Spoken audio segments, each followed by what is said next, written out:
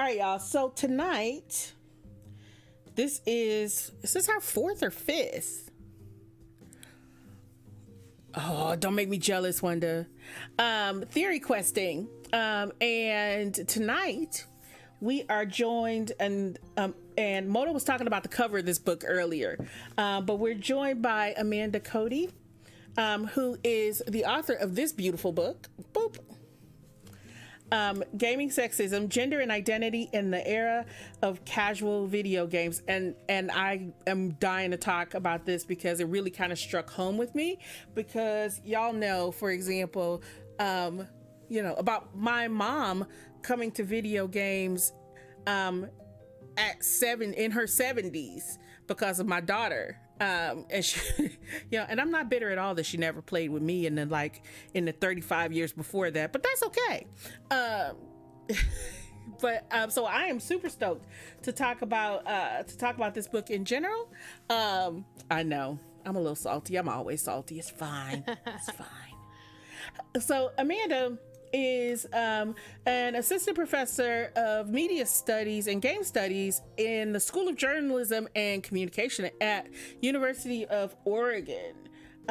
So she is local-ish to a lot of our community members. We love salty Saffista. You be as salty as you want. Yes. So Amanda, welcome, and thank you so much Thank you for having me. I am so thrilled to do this. I'm thrilled to talk about the book. I am thrilled to be playing Warframe. How thrilled I am to be streaming Warframe is a whole nother question. You got this. I have full confidence that you can handle it. Yep. So the focus tonight is, as you can see, is going to be on Amanda and her Warframe. And that's good. You might see me run by or fall down dead at her feet every now and then or something like that. It's fine. Just ignore it. You're all used to watching me die repeatedly. Don't act like it's something new. It'll be good. But I have to say that since I always make it y'all know this, I always make it a policy to let the author choose the game. Kashana got me last time because she was like, I want to play Smite. And I'm like, I have never played a MOBA before in my entire life. And so that was something that was so totally new to me, that we spent like 2 weeks before the stream. She spent like 2 weeks giving me a crash course in MOBAs and teaching me how to play Smite. And then when you said Warframe, I was like, here we go again. But at least shooters I can do. And then you were like, on PC. And I was like, here we go. Yeah, sorry about that one. I wish they had cross-platform. I'm hoping that they'll add it in the future because the PC loses a lot of people I'd play with. Yeah. So, I mean, but, like I said, I play PC games. So... it's not so bad. Yeah, this one's involved for a free game. It is super involved. There's a lot going on. There are parts of it where I'm like, I can't even think about that right now because I've got to focus on like just the parts that I can do. Incredibly involved. Yeah. I'm like, I hope nobody notices. I'm gonna run around and kill things. And I'm gonna kill things in the ways that I know how. They gave me a sword and a gun, and I'm usually pretty good at using those things. So, I mean, my aim is really bad. So when the shooting's not working, I'm going for the sword. Going for the sword. I mostly run up to things and stab them is my go-to approach. I'm also not very good at shooting. We should play games together more often then.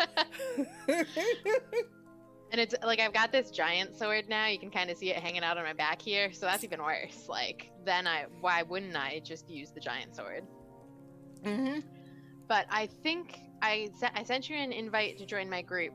So if you click escape, that should say at the bottom, like, Zanadia invited you to a group. Okay. And then that'll put us in missions together. Oh, there it is. Gotcha. Thank you for explaining this to me like a 3-year-old, because I'm gonna need it. Yeah, well, I had it explained to me. My husband and one of our really good friends played when it first came out. So they had like 3 years of experience and then stopped and then picked it up again recently. So they've been like going off of what they remember from before to try and teach me how it works. This has been our go-to quarantine game. I've put in like 200 hours over the past couple months. Oh, wow. It's a little nuts. Oh, wow. Okay, All right. so I've accepted. Perfect. So I think it's probably best if you open up your navigation and let me know kind of where you are mission-wise, so that I don't drag you into something where you'll die immediately. Thank you. I appreciate that. Thank you, Whisper Person. Have fun. All right. Okay, I'm sorry. Tell me again what I'm doing. Okay. Do I just walk out? Yeah, so if you walk up to the front of your ship where it's up here and says navigation, Okay. and then click X to open up the navigation, you can also get to it through the main menu, which is escape and there. And it should tell you that you're on a planet, probably Earth, since you just started.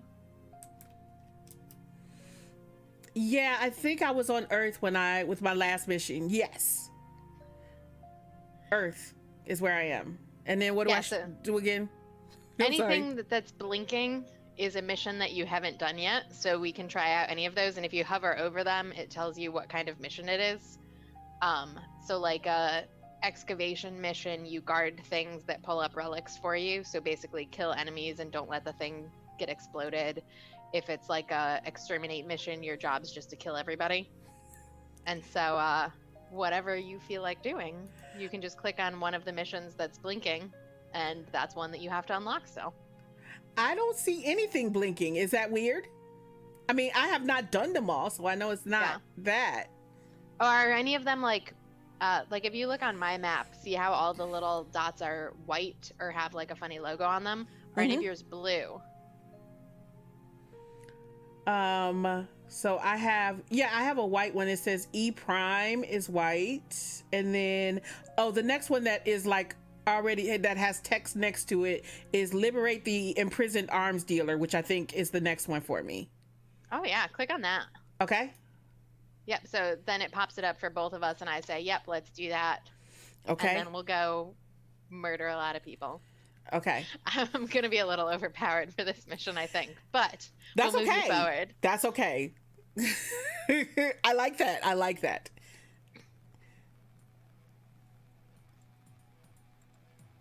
I like it that people are just going to fall down dead at my feet.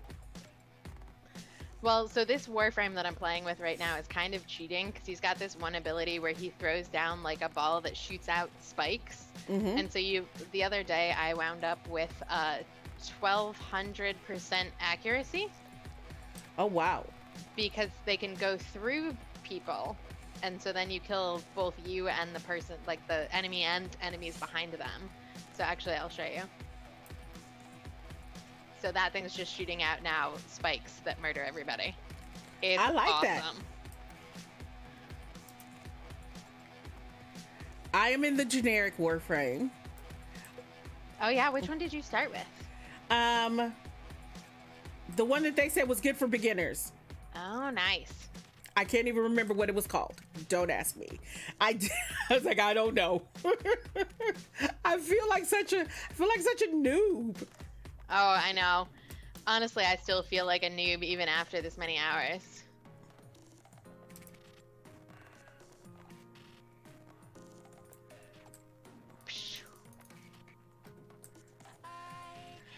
I just realized that a terrible thing about this is now everybody's going to figure out that I make my own sound effects when I shoot people in games. That's okay. I did not think this through.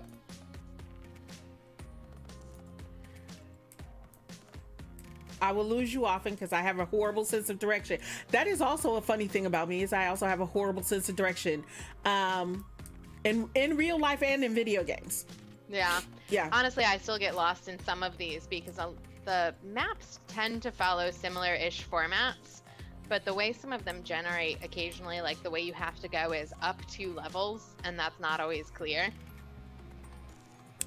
Is it Tenno? Yes, I think it is Tenno. You haven't played in a while. I didn't know you played this game, Gun.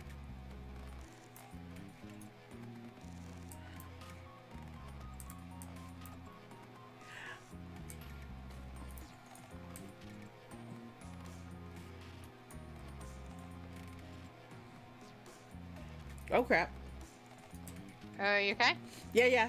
Okay, perfect. It was just like, oh, there's somebody there. All right. You make your own sound effects while playing Star Wars games. That's even better. That is even better. I'm glad one of us knows where they're going.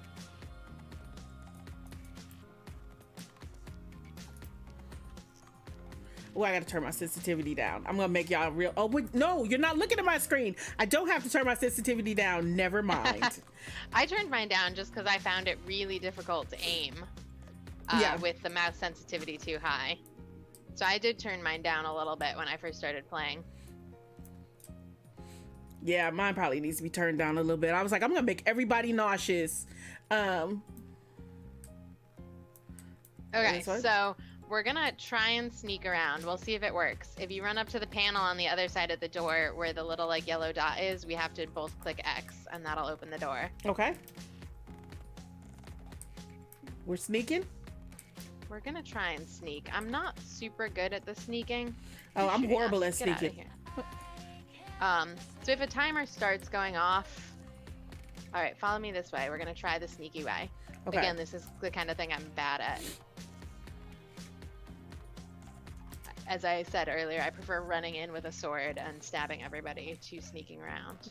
But yeah, we're trying to get to where those yellow dots are on the other side. We're going to try and open like prison cells and let people out without the warden catching us, because then timer starts and they die. Oh, well, we don't want that to happen. We want to save the people. That's the whole purpose of this mission, right? Yep. All right. There's a way to do this. Okay.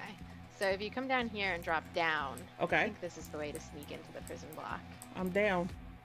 Let's go. Yeah, you can get through that main door, but it's easier to just sneak around and come in from the back. Oh crap, hold on. Okay, there we go.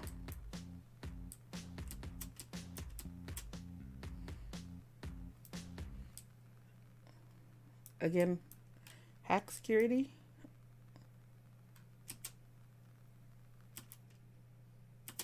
Oh God. I was like, oh God. All right.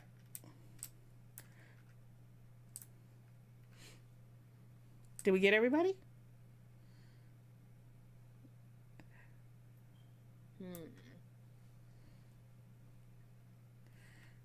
Okay, let's see. That's how long it's been. Uh-oh.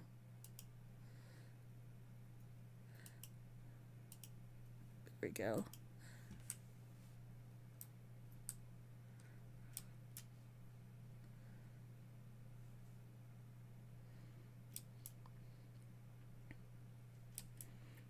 All right, Amanda, did I lose you? No, I think I'm still here. Okay, I was like, can you still hear me? Okay. Oh, there's somebody over there. Oh, got him. Yay! Rank up.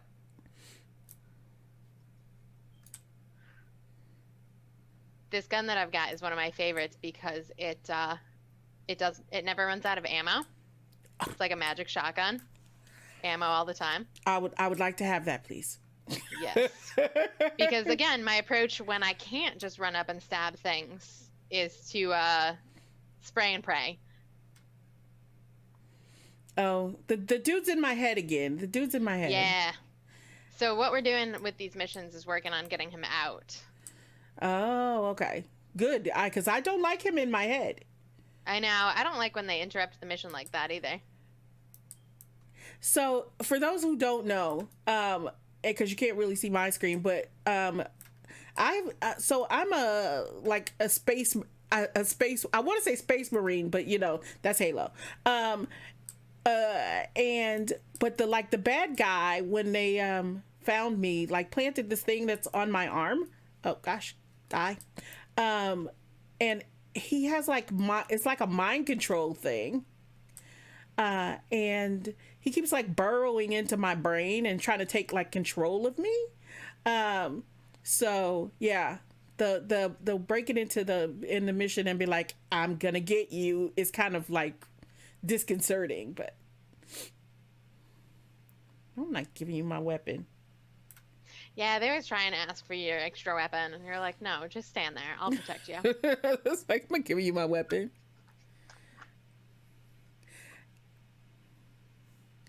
That's how long it's been since you played. You forgot.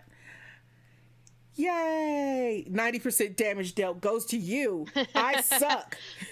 Normally, I'm the one who's like running around and just opening lockers and not killing anyone. So this is a nice change for me. I like that. I'm fine with it.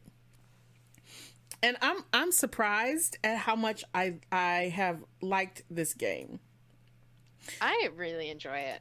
I like that it allows for a couple different play styles. So there's, Warframes that are better at shooting and Warframes that are better at running around and stabbing everybody. So yeah, I'm surprised because let's see. I suppose I have to. It does look like my stream froze a little bit, so you can still hear me. I can see you're still moving. Oh, well, let me see. Yeah, or at least, is her stream still moving for y'all?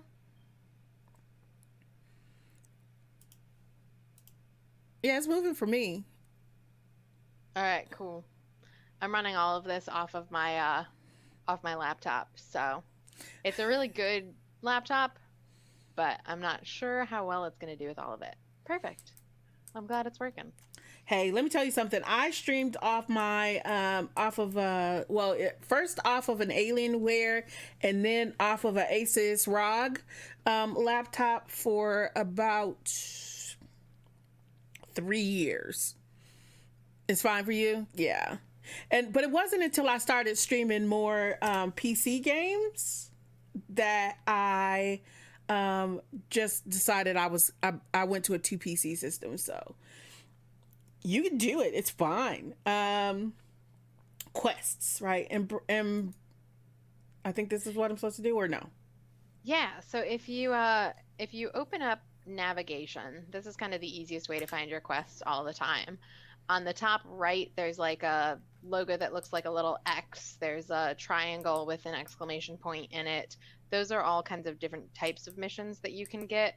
The one that looks like the little cross with a dot in the middle, all the way to the left, is always going to be your main quest.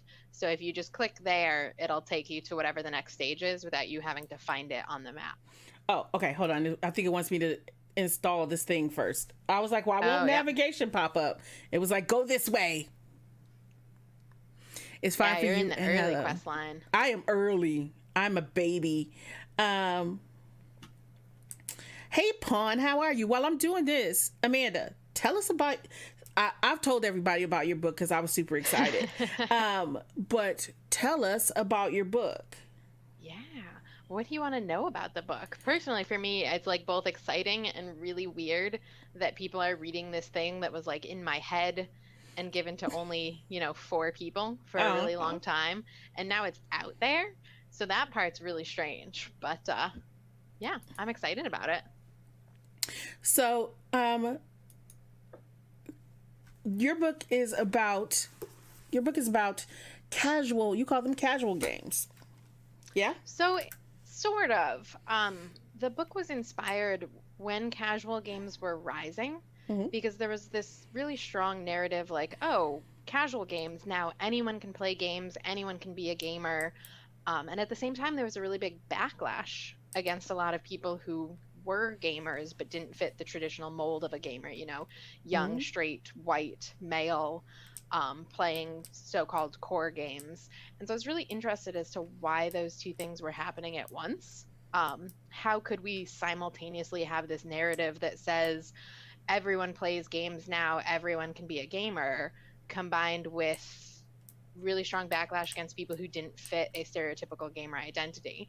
And so what the book ends up arguing is that these were actually related to each other, that the rising backlash against non-traditional gamers was a way to defend against this idea that everyone could be a gamer and kind of maintain power for people who are used to being prioritized in game spaces.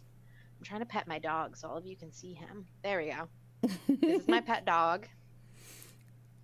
I thought you meant in real life. Aww. What is that thing? So this is a mission you get later. You can get companions. And so you can get like animal companions, or you can get little robot companions that help fight enemies for you. So I generally use the robot instead of the dog because I've got better mods for him.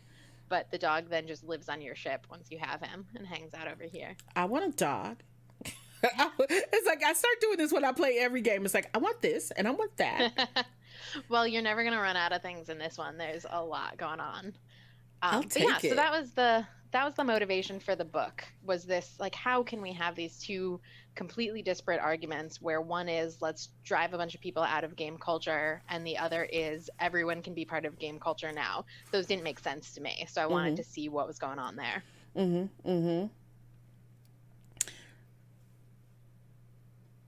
Yeah, that makes sense. Hey, Icy. Okay, I'm sorry. I'm multitasking.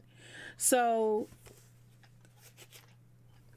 I'm gonna click this because I think I have our next mission, All right. and then we can keep talking. We can multitask, Yep, perfect. Got it. and I don't have to. I was like, and I don't have to do anything else. I just sit here and wait.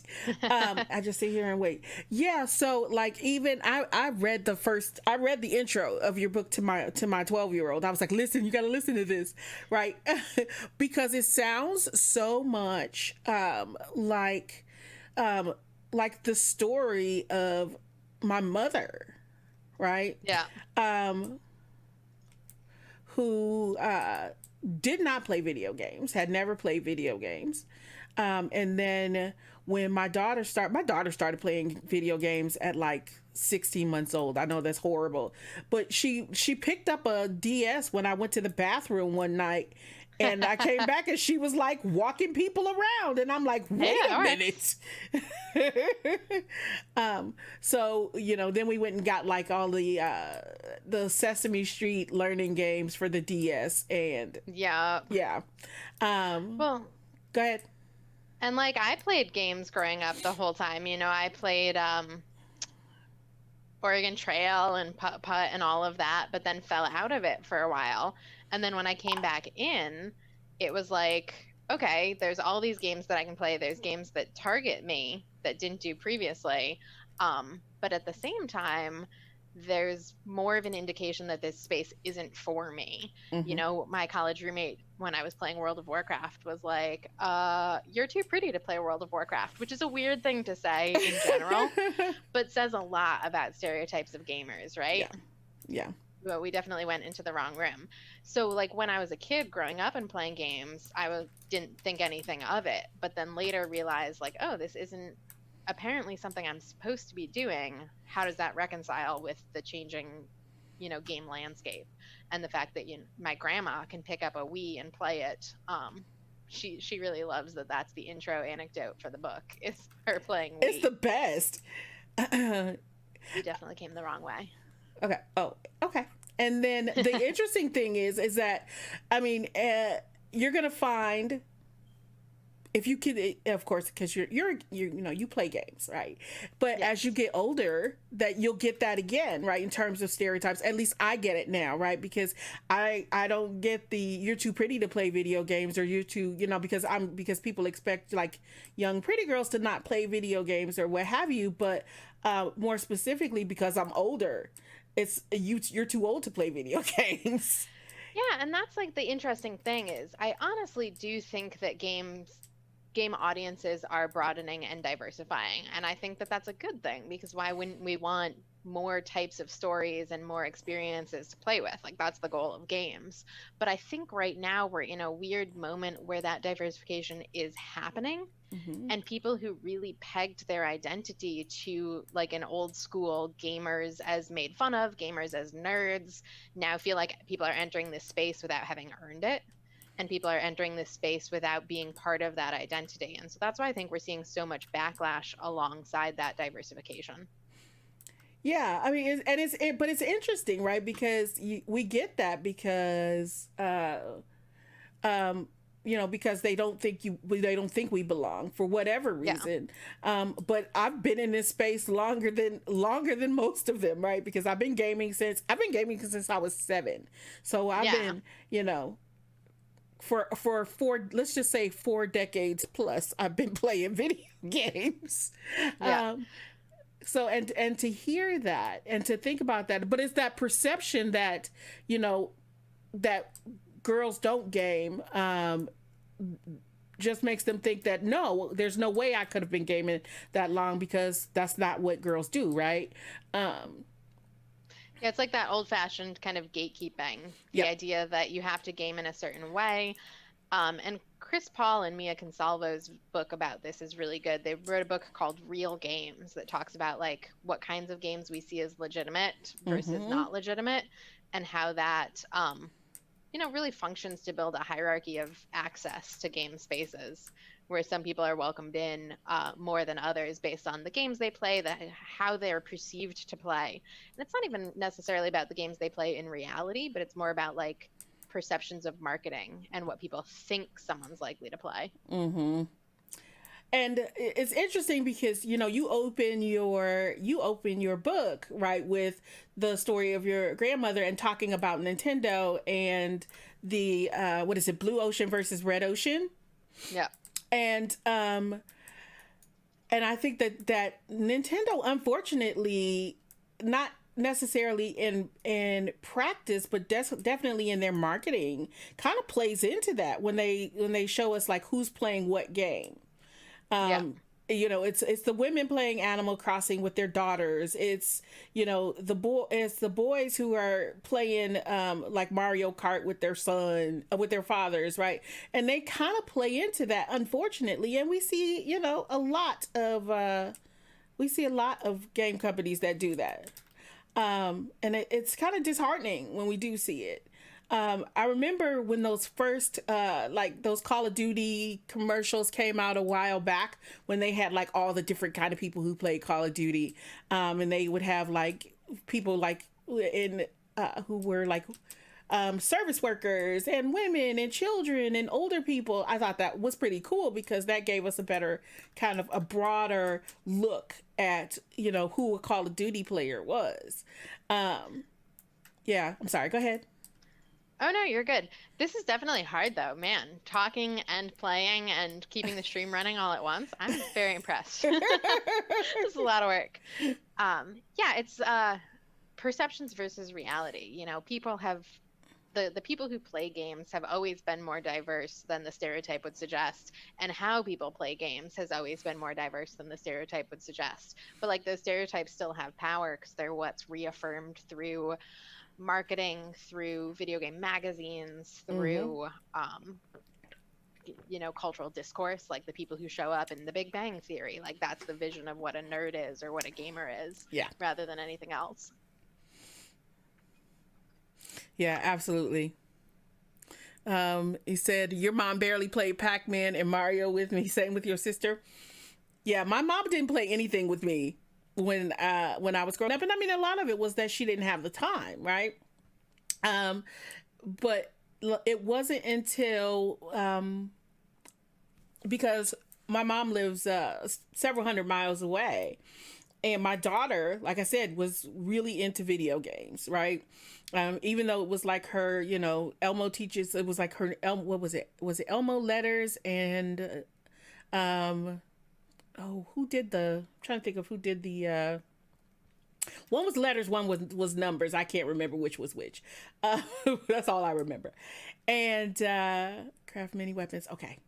I'm trying to like walk and chew bubble gum because it's telling me to do stuff. Raid the corpus resources. We gotta wait for them to talk. And so when she got older and she was playing games on her DS, one of my friends who worked at Nintendo and had visited us, and she was actually one of her games was Style Savvy. So P was so into Style Savvy because she loved her, and she was like, I want to play her game all the time. So Style Savvy was her thing. So she played Style Savvy. And then she didn't want to play anything, but my mother came to visit, and my mother was like, do you want to play, do you want to play Legos? Do you want to play dolls? She was like, no, I want to play Style Savvy. So my mother was like, what is this Style Savvy? So she showed her, and And then P was like, well, you have to just sit here and watch me play Style Savvy because that's all I'm going to do. And and my mother was like, well, I want to play Style Savvy. And my daughter was like, get your own DS. I like it. So, I also like the people who said Mario teaches typing for the win in chat. Definitely. oh, Mario teaches typing yeah. is amazing. Yeah. Well, that was through. Okay. So who said that?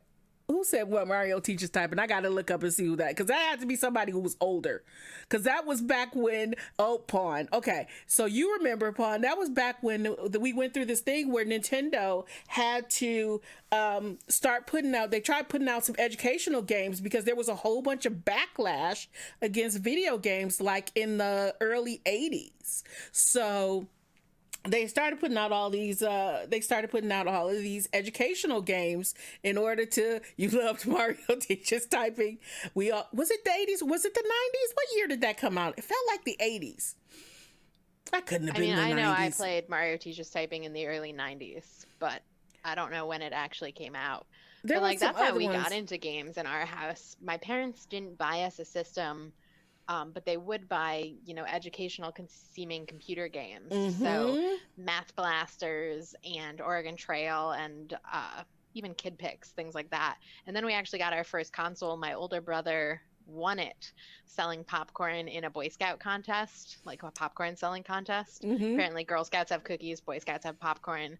Yep. And so he won a Sega Genesis, and they're like, well, he earned it. So now I guess we'll let video games in the house. But up until that, it was like all educational games on the computer. Yeah. Yeah. No, I get it. I'm looking back. Gunn said her mom would play Mario with her, but once she got an Xbox, she got lost. Yeah, well, I think that happened a lot with folks with Xbox. Your father said he hadn't played games since the NES, and he's thinking of playing games again. Wolfbane, that's amazing. Are you gonna like try to help him out, push him in that direction? I mean, because video games are good for a lot of things, right? And one of the reasons that I've been able to, because she wants to play with my daughter, but one of the reasons my mom continues to play games outside of that circle is because I started sneakily pushing articles her way that talked about video games help staving off Alzheimer's, right? So that's been something that's been big for her too. You know, you played in the 90s. Okay. Your mom's favorite game was Dr. Mario on the SNES, but once the game went missing, she stopped playing. Why'd it go missing? Did y'all hide her game so y'all could get the SNES back? I know you probably did, Brightest. That sounds like something you would do. Cookies are better than popcorn. I knew you would say that, Pawn. I mean, cookies are better than popcorn. Let's not kid ourselves.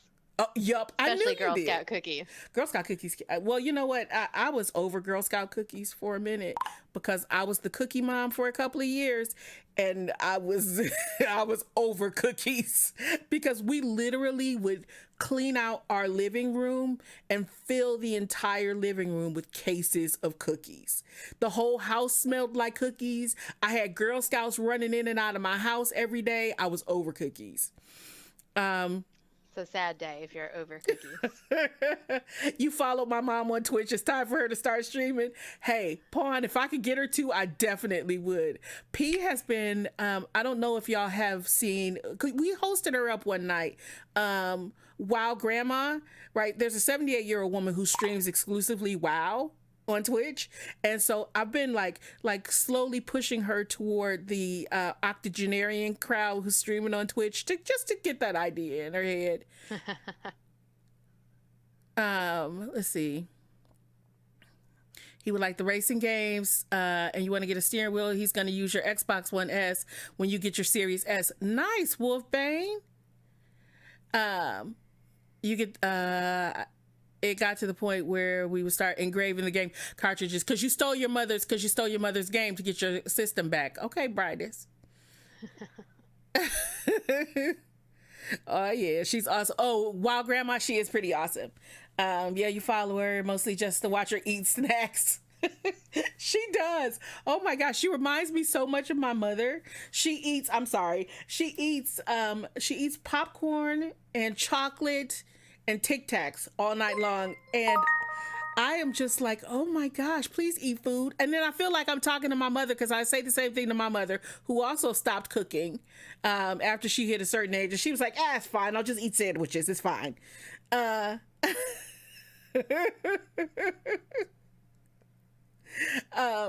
bad Andy Rice, thank you for that follow. Welcome to the channel. Okay, so I'm sorry. We have the next one. I think, what was the last one we did? This must be the next one. Raid the corpus resource caches. Sounds like a plan. I'm such a noob.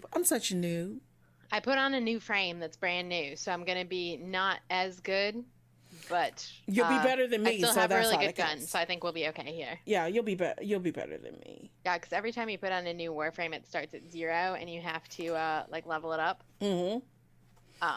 But you still get to keep your really good guns and stuff. You know, those don't have to match to the frame level. That's good. So, okay, I'm gonna ask you. Can we talk about your girly girl games chapter? Yes. Again, it might not be super coherent because this talking and gaming thing is an adventure. But I will try. Okay. So. All right, so before we get into that though, this mission is a spy mission where we have to like sneak up on places and hack into their intel. And if we set off alarms when we get close, they'll start deleting it. So we just got to be careful, like watch out for laser wires and stuff. Try not to walk through them. Okay, well I'm going to stay close to you then so I don't screw it up. All right. Yeah. Because I probably will. This is like your first kind of spy sneak-in mission. It shouldn't be too bad. But they get a lot harder as you go through. Have I ever told you how bad I am at stealth games? Oh, all right. This one's not bad, actually. This one is like a test run before they won't start deleting stuff in this, so that's good. So the girly games chapter, yes. So I told you the premise for the book was how our game is both diversifying and we're also seeing backlash, like sexist backlash, racist backlash. This was, of course, like the year Anita Sarkeesian was really harassed, was one of the years I was doing research. Then, of course, we had Gamergate and stuff. So that's the basic premise for the book. But the other question I was asking is, okay, while we have these two forces of diversification and backlash going on, how do marginalized gamers, specifically women, deal with this? And so what I asked them was that I asked them, you know, what's still a challenge for you? What do you like about gaming? Why do you bother? And one of the things that they said was a really big challenge was the structure of games, because they felt like games targeted at women were really stereotypical and often targeted like to girls more than women. And so they said that wasn't necessarily a problem. They really enjoyed playing feminized games. But it was frustrating because it made them feel like they weren't a priority. So one of the funniest quotes I got from any participant, I was asking her about games that she felt were made for women, and she said that they were all, direct quote, Dora the Explorer goes on a princess trip, was what she used as her kind of stand-in for the types of games made for women and girls. And so she was just really frustrated by that. So girly games end up kind of doing both positive and negative things at once. On the one hand, they do provide a space for women to get into games, like my grandma. My mom plays some of these games now, but also kind of simultaneously marginalize and dismiss women by leaving them one particular kind of game rather than welcoming them into, you know, all kinds of games.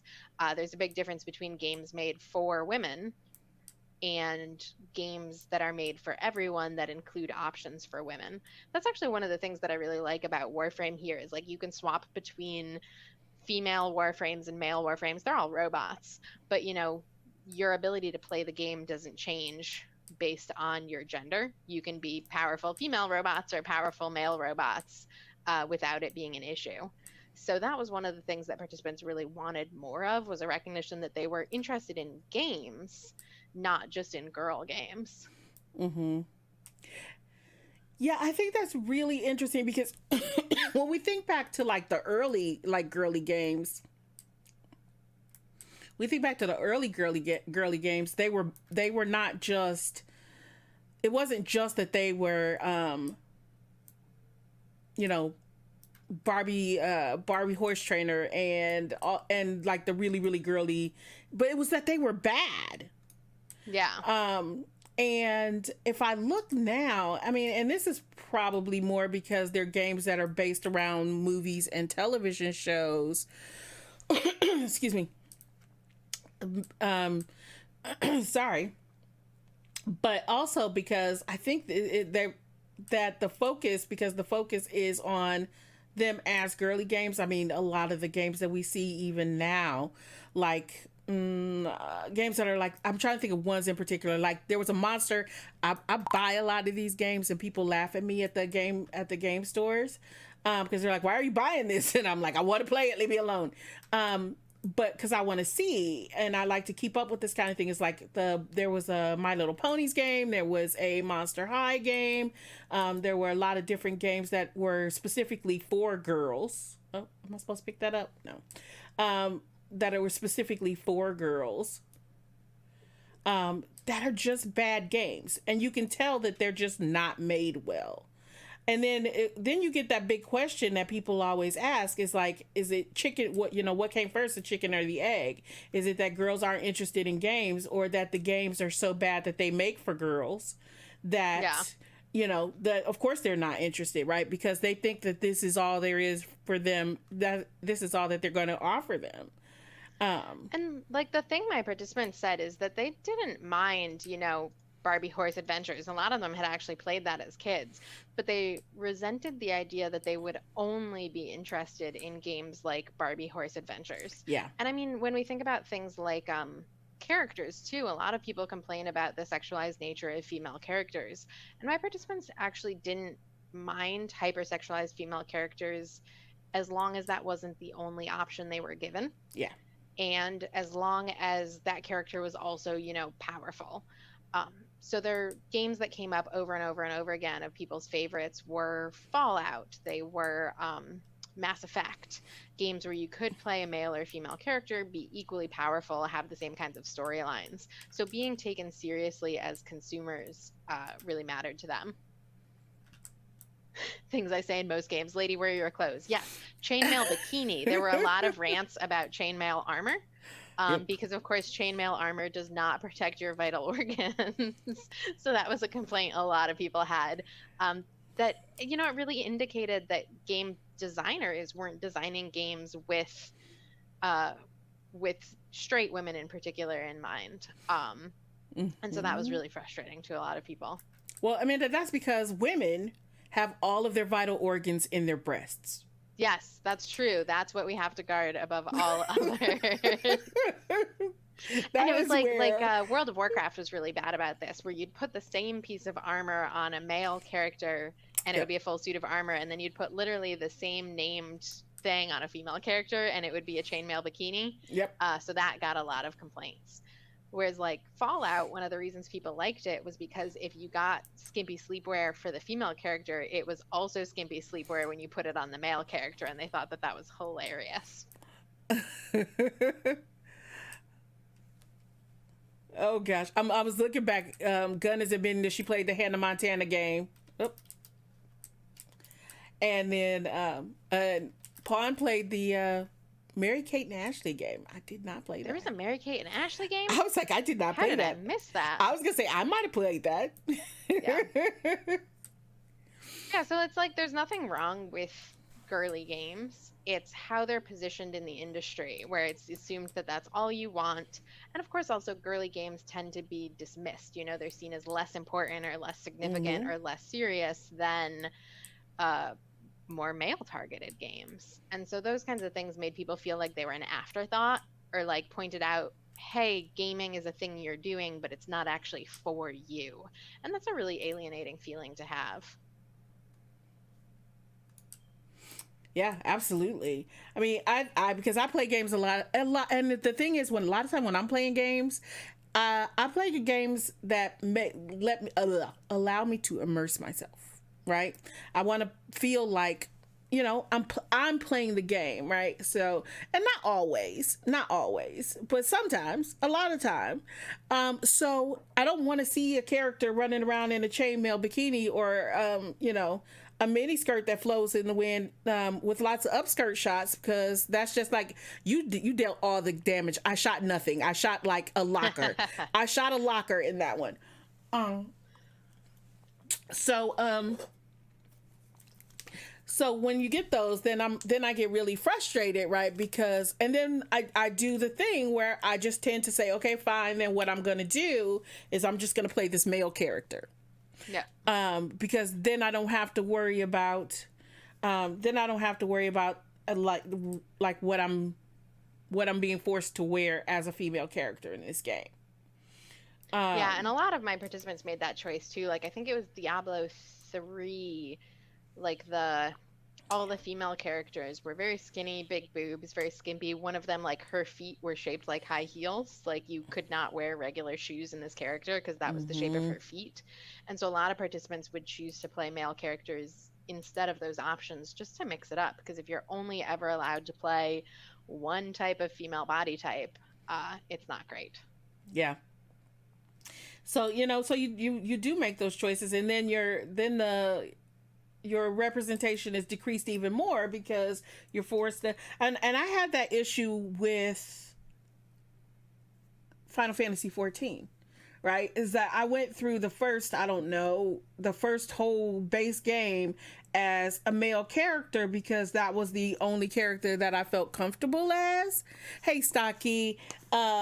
Because of one, the clothing, and two, like the hair choices, etc. And then when I got to the end, I was like, okay, finally, I'm just gonna switch to and make my character female because I'm tired of being misgendered, right? Having people use my wrong pronoun. So I went ahead and I switched to a female character. And then at the same time, when I switched back to a female character, like I was no longer able to like represent myself in the way that I wanted to be represented. I couldn't choose short hair. I had to choose longer hair. Right. Every outfit is a skirt dressy kind of thing, even if there's pants underneath. So all of these different things happened, and I'm like, I just want to be a boy again. So I mean, it's hard. Right, even when they give us games that are, even when they give us games that are, that allow us to choose which sex we want to be, it doesn't allow us to not conform to antiquated gender roles. Yeah, and I see Gunpowder brought up in the chat the backlash against Abby in The Last of Us Part 2. Oh my God, yes. Because Abby like had visible muscles and was shaped more like a bodybuilder, and people were like, oh, in the apocalypse, like she wouldn't have time to bodybuild and have all those muscles, which again, escapist fantasy. She can bodybuild in the zombie apocalypse if she wants to, but it was also just such a difference from the stereotypical female character that you do get, who's might be powerful but is usually skinny, always has big boobs, usually wearing a skimpy outfit. So people really reacted super positively or super negatively to Abby as breaking that mold, and I found that really interesting. Hey, bro. Yeah, absolutely. I mean, and I love the response, the social media response, to like all of that madness, with women who would like tweet themselves, who were basically, I won't say we're in an apocalypse, but it feels like it. It feels like it. And I was thinking that earlier today. I was like, this is like the worst timeline. I really wish I knew nothing about kind of apocalyptic games or literature at this point, because every time I like watch something on the news or see something, I'm like, this feels like a flashback from a post-apocalyptic game. Yeah. Yeah, it would make sense to bodybuild in the apocalypse. One, you have a lot of downtime where there's nothing else to do. Okay. I'm sorry, because it takes me a minute because I have to do something and then I have to wait for like all of this dialogue to go before I can choose the next mission. So apologies. I They had to do that build kind of weapons. periodically throughout this game. Like you get a point where they have to tell you the next part of the story. And so Mm-hmm. it's very much like do a mission, hear about it, do the next mission, Yep. and then in between you get more kind of free roaming. Yeah, it's like here, build, put this, fix this thing on your ship, build this weapon, build this thing. Yeah, all while you wait. Yeah, right now you're activating like all the different parts of your ship. So you'll get, I think we picked up the foundry before, so that tells you that's where you can make like new guns and new frames and build different parts for you. You get like the incubator segment, that's where you can put an egg and grow your dog. The dogs come from eggs. It's a little weird. That's okay as long as I get a dog. Mammals coming out of eggs. They're evolved from the platypus, I'm assuming. They're platypus dogs. Yeah. Dude, I wish I could have a platypus in this. That would be amazing. They're platypus dogs. I like platypus dogs. It's fine. It's fine.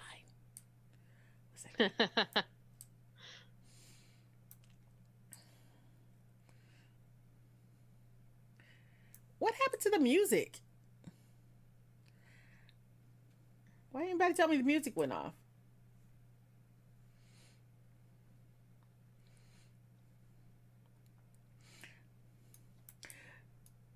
So your grandmother's story starts the book, Yes. and I'm interested in, has your grandma? I know you said she likes the fact that you started with that. Has she read it or?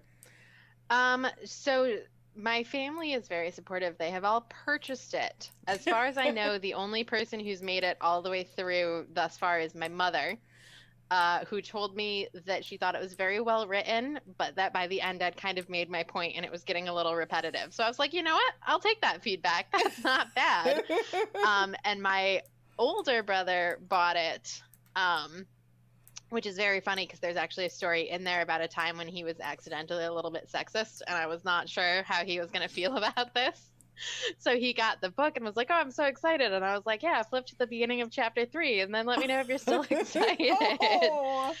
And thankfully, his reaction was like, "No, that's fair," because it was this story that I really like. When I was in college, I asked for an Xbox 360 because all of my friends had an Xbox, and that way we could play even when we weren't in the same state. And so I asked my parents for this for Christmas, and then like 2 days later, my older brother calls and said, "Hey, mom says you want an Xbox. Did she get that right? Are you sure you don't want a Wii?" I Oh. know, right? Yeah. So when I tell this story to like male friends, they're like, "Oh, that was so nice of him to check. Like, how responsible an older brother." And when I told that to, for instance, my participants, they were like, "Oh, he didn't." Because of course it goes along with kind of how we gender game consoles Mm-hmm. and different types of games. Yeah. So the assumption is like, "Oh, you're female, so let's get you the console that's known for having more casual games," which like my brother should have known better. He has always been my like my first and foremost gaming partner. Mm-hmm. We played uh, Civilization, SimCity, like endlessly growing up, things like that. So he should have known. But it was an example of what the third or fourth chapter of the book is about what I call inferential sexism. So moments that don't necessarily seem sexist or where you might have good intentions but end up reaffirming the idea that gaming is more for men and boys than for women and girls. Mm-hmm. And my older brother, when he saw that this anecdote was in the book, was like, "Yep, that was definitely accidentally sexist." So I guess that makes sense. And then he was sharing the book to his colleagues. So my brother works in aerospace engineering, which is of course another male-dominated field. So he shared the book to a number of his colleagues to give them kind of an interesting perspective on sexism in a different industry. Mm-hmm. But he said to help sell it, he's like, "And if you turn to the beginning of chapter 3, you can see 23-year-old me as the villain." So he has embraced his role as the book's villain, which is quite funny. I said villains may be a little strong. Like it was a reasonable thing to mess up at the time. But yeah, he's really leaning into that perspective. being the bad guy. Well, that's good. As long as he's, you know, I'm always afraid to write about folks that I know, especially family members, because I'm like, whoa, geez. Whoa. All right, we're gonna destroy the galleon to save colonists, but it's gonna be a bit of a battle. So we're gonna go to the yellow marker instead of the green one really quick, and then we'll have to make a run for the green one. Okay. I'm sorry, I got slowed down because dude was in my head again. But no, I hear you. It was definitely nerve-wracking. Like knowing that was in there. It was a perfect anecdote. It represented exactly what the chapter was about. My brother knows that he's always been my, most supportive fellow gamer. So I didn't think he'd take it too seriously. Come on. But it was still a little nerve-wracking of like, are people going to read this and be upset or concerned that I put these stories about them in here? And thankfully that is not what happened. Uh-oh. Hold on. I got stuck. No, you're good. Let's see if I can remember this. Is it shift and crap? There we go. All right, we destroyed it, so now we're running for the exit. She's like, I'm already done. You don't have to get up here now. You don't even know how many times I get stuck in these maps, and like my friend will be waiting at the exit for me, like, did you get stuck again? I'm like, I have no idea where I'm going. So he comes back and drops waypoints for me on the way so that I can get to the exit more effectively. Stop shooting me, thank you. Okay, I'm coming. Sorry, that dude was shooting me. I had to go back and kill him. Might as well. How dare he? How dare he? Oh, really? Hey, Kiss Me, how are you? Yeah, I'm always terrified. So I'm always like, oh, I'm gonna write about this thing that happened, and then they're gonna hate me. Because I think the interesting thing is that we live a lot of this. Wait, why am I locked out? We live a lot of this. I'm locked out. Oh, all right. Do you see the yellow? I don't know if I have an unlock on my side. I'll check. There we go. You got it? I will unlock this thing and I will let you in.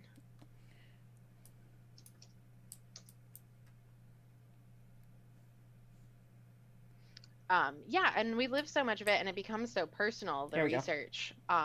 Because of course half the time it's your experiences. Mm-hmm. And I will say, one of the things that I lived the most was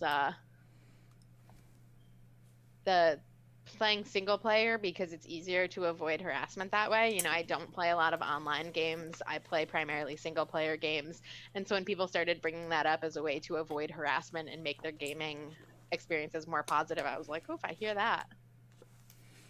Yeah. I mean, and it's always, and especially when you're talking about things that have come from folks that you don't expect them to come from, right? Like the comment from your brother, right? And you want to talk about those kinds of things. You're like, yeah, they're going to be pissed. Yeah. It's like, but I got to tell this story because this is exactly what I'm talking about. Footnote, there's a footnote after that story that says, sorry, bro, but at least this way I'll know you read my book. Because I'm like, I have to put something in here. And my grad student, Brandon, I think Brandon might actually be here on the stream. He said hi earlier. He read through the whole manuscript before it went to my publisher the last time. And in the margin next to that footnote, he wrote, ooh, brutal. I was like, that's supposed to be the nice part of the story. I'm apologizing. Yeah, but you got to read the footnote to get it. Ooh, okay, this is a bust, so I'm going to change into a slightly better frame where I know what all of the abilities do. So you can more readily carry me. Is that what you're saying? Yeah, exactly. Okay, I'm there good are kind with of two frames that I rely on a lot: Oberon and Vauban. Both of them are real good. So I'm going to go back to the Oberon for now and play him. You have a deeper voice, so most just assume you're male, so you avoid some of the harassment during online. Not on purpose, though. Yeah, dudes just assume you're a dude. Well, because of how strong the stereotype is that gamers are male. Like, sometimes you can slide in under the radar that way because people just assume that you're a guy. Mm-hmm. Which is, strange.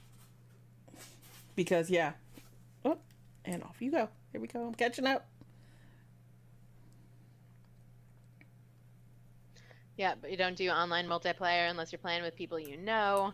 There are a lot of strategies that people rely on, and this was also one of the things, like one of the times where I messed up in my research. So I was interviewing a lot of female gamers about how what they gamed, why, how they felt about female characters, what were pros and cons of playing. But because I play primarily single player games, I actually wasn't asking people anything about their online experiences.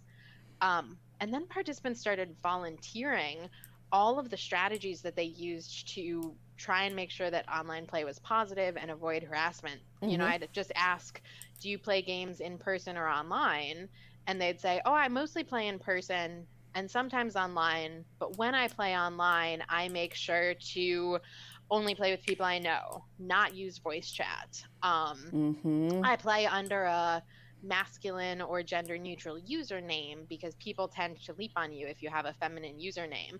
And so they started volunteering all these strategies. So that actually became the majority of a book chapter, Mm-hmm. even though I wasn't originally asking about it, because it was something that clearly was really important to a lot of my participants. So thankfully, they volunteered all that information and I adjusted what I asked them about to account for it. That was one of the moments where, like, what came out of my research was entirely based on what people told me, not based off of my experiences.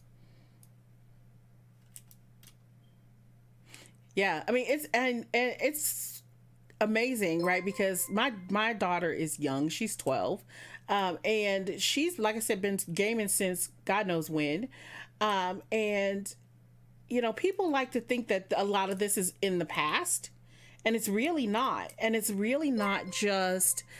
Thank you for the follows, Rainbow Arcade. Thank you for the follow, Puka Jutsu. Thank you for the follow. Hey, how's everybody doing? Kiss me more. Thank you for the follow. Where's all the follows? I appreciate you.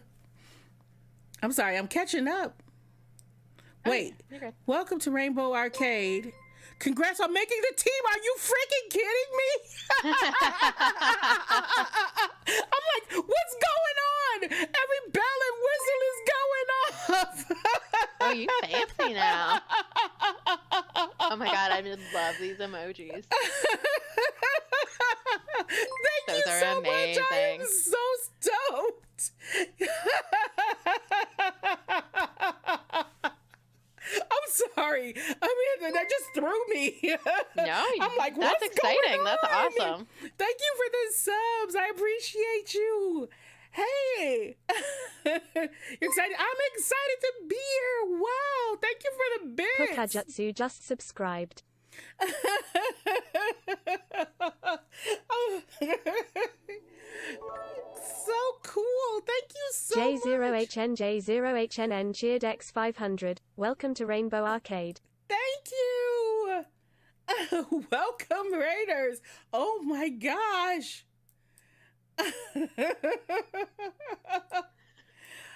Welcome. Hey, everybody. Tonight, I have got a fabulous, didn't mean to do that. I've got a fabulous guest who's talking about her new book. W for the, thank you. She's talking about her new book. So this is one of the things we do, like, regularly, or we try to, is we do book talks. I get folks from, she's like, we're battling a boss. I get folks from, like, my day job side of things to come in and talk about their research. Fashionably late. Book talks, you love this. Yeah, so we do this like once a month with scholarly books, and then every 2 months we do a regular book club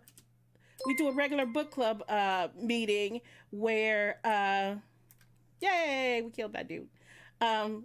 We do a regular book club meeting where we all read a book together and talk about books. And Amanda has me playing Warframe, which I am completely new to, but I'm really enjoying. Okay, and I lost you. Okay, there you are. Victory us.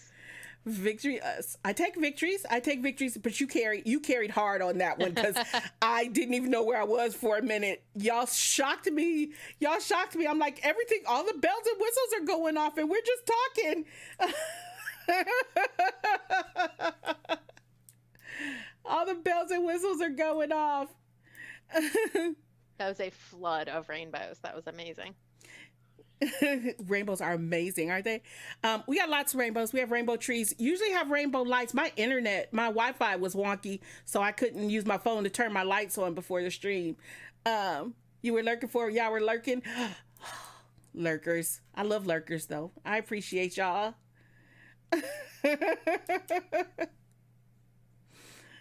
Oh my gosh. And thoroughly enjoying the conversation. Yay. I'm glad. This is a regular thing for us now. This is a regular thing for us.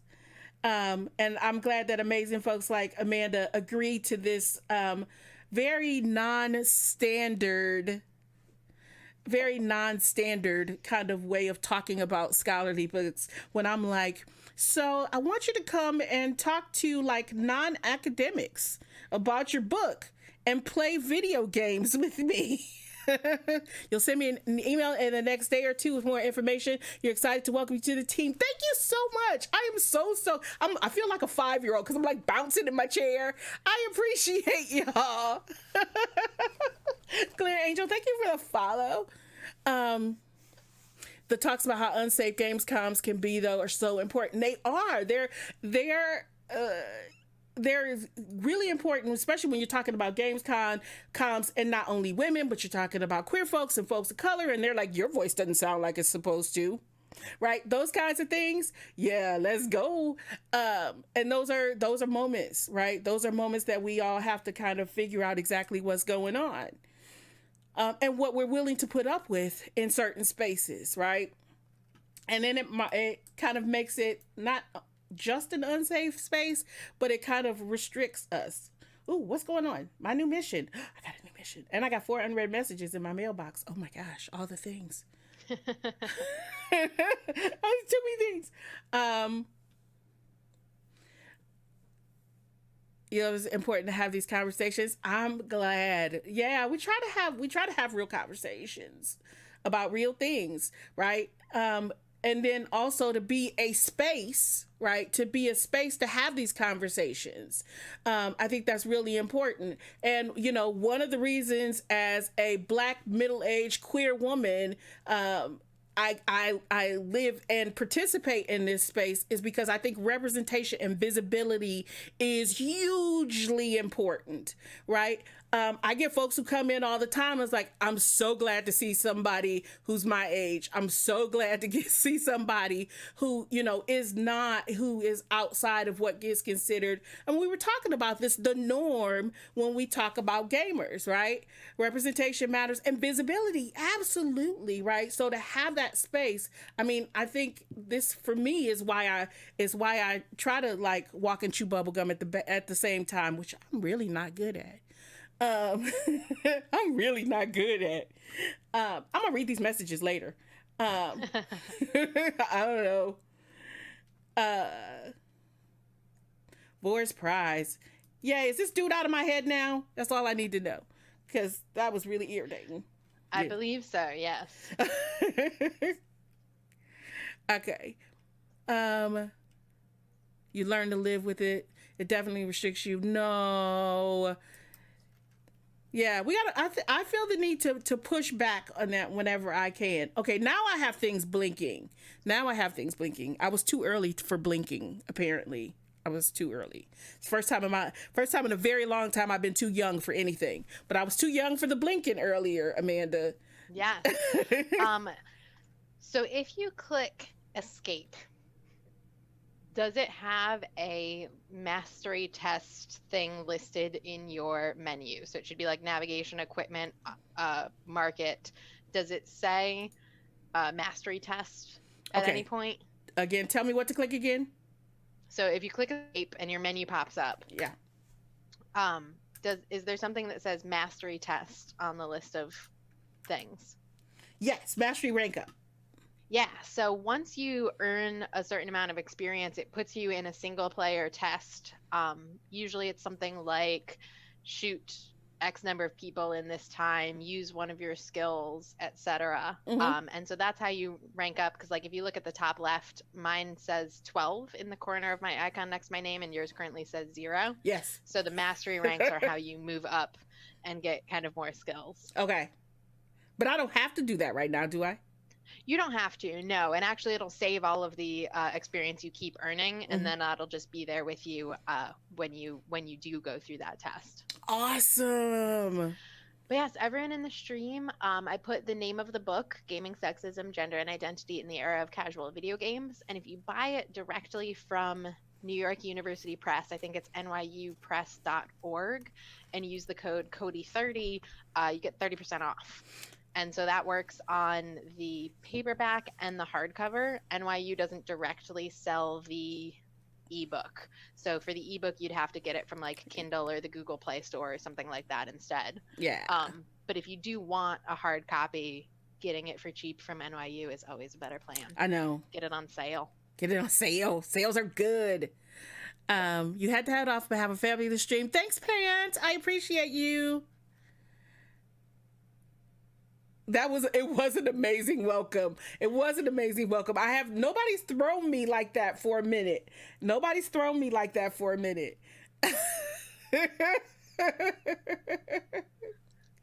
Oh, what's all this new stuff? Nightwave. Okay, so this is like... Yeah, so now you've basically finished the intro. So now you have access to kind of the whole game. So the Nightwave is kind of like a set of side missions you can do. So right now it's like a little mystery that this voice over the radio gives you. And so you can complete quests to earn points with her, and then she can sell you things once you have affinity with her. Now you've unlocked the whole map, so you can kind of just do missions wherever you want on the map rather than having to follow the exact quest line. And then once you like work your way through the map to the junctions, like if you look at your navigation, it'll say like Mars Junction and Venus Junction. When you're there, you fight against a Warframe, and once you beat them, you open up, the next planet. So you kind of build skills playing through the planet itself, and then use them to get to the next one, which will be a little bit harder. Gotcha. So it doesn't mean the game's over, right? I'm not done. Nope. Is that what you're saying? Oh, dang. Okay. You got a lot to go. I'm like, we're not done. John, thank you so much. Trust me, I felt the love. I was a little overwhelmed for a moment. I'm surprised I didn't do the thing that I always try not to do, and that's just to get like completely overwhelmed and just burst into tears. I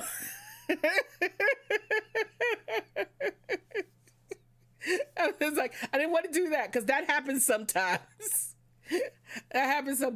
I'm not good with emotions, so I just gotta get like all at once. Yeah. So thank you. I appreciate you. It is a massive queer family. I wouldn't have been the first. It happens. Oracle just subscribed. I never thought I was a crier until recently. I never did. I never thought I was a crier. And like now, I feel like I cry all the time. Lorical, thank you for that sub. I appreciate you. You just picked up the Kindle version of the book. You started doing book reviews as a hobby a few weeks ago. You'll read it and provide one this week. Yay, Lorical, thank you. Ooh, I do love that. Especially because today I went to Amazon and saw that I'd gotten my very first Amazon review, and it was 1 star from somebody who called it false information and lamented that feminists were coming for video games. So I cackled because, of course, like, this is what we deal with when pushing back against stereotypes in gaming. Like, I was dying. I ran into my husband's office and, like, high-fived him. Like, guess what happened? I made it. Yeah. Review. But I was also at the same time, like, a little sad that was the one review that was there for the book. I was like, it would have been better if I got a good one first, and then this one that didn't read the book. So I'm still mostly amused, but if anyone reads the book and has, maybe more positive feelings about it, feel free to combat that one. Yeah, we should all come and write really good reviews for it. But you know what? Feminists are coming for your video games. Oh, no, right? How dare we? Yeah. And it's one of those things where, like, we know that when we do work in this space, that's a thing that we're risking. Yeah. Because we love video games, but we also want them to be better at the same time. And So, people don't it's understand funny. that. People Right. don't understand how we can love someone and still critique it. Right? Yeah. It's like, well, you can't say, it's like, you can't air dirty laundry. You can't say something bad about video games. That means you hate video games. It's like, bro, I've been playing video games since your mama was a baby. I mean, come on. Right? And it's amazing, right? It's like, yeah, feminists, queer people, BIPOC people, we're all coming for your video games. We're coming into your house late at night, taking them away and burning them in the yard. That's what's going to happen. Yeah. Watch out. SquarePants, did you say? Sabre. Hey, Sabre. Hide your kids, hide your wife, hide your Xbox. Hide your Xbox. We're coming for you. Oh my gosh. Okay, let's do another mission. Yeah, so now you should have more things unlocked, and anything that's blue you can play. And then you'll see like little lock signs next to things. You have to kind of play through the quest chain to get to them. But if you hover over a mission, it'll tell you kind of what kind it is. Mm-hmm. So Mantle is a capture. You have to chase down somebody and attack them and get their health low and then capture them. Gaia is an interception. You hold like a couple bases to intercept a message through radio towers. That's actually one of my favorite kinds of missions. So, okay. Yeah. That one's not blue. So for blue, I've got Cetus, Lith, and Venus Junction, which looks like it's a whole bunch of different stuff, and it scares me. So Venus Junction, yeah, you have to like do these quests. Does it have a check mark next to all the things if you hover over Venus Junction? No, it says I have to apply 4 mods and upgrade a mod to rank 2. So I have to do all those before I can do that one. Yeah, cool. Let's show you how to do that. This game is so confusing, so we're gonna walk you through it. So if you're in your ship, I am, and you go straight back. So back here is like where all your equipment is. So over here is like your foundry. This is where you build new pieces. Mm-hmm. Over here are your mods. So mods are things that you apply to your Warframe or your gun to increase their abilities. Wait, where are you? So I am back in the back of the ship. Yeah. Where so I see, okay, I got navigation. My foundry. All right. So on the left, there's mods, and then there's the incubator, and on the right, there's the foundry. Gotcha. And then like where your companions live. So on the left, you can go over here and see all your mods. You can also always access any of these from the main menu.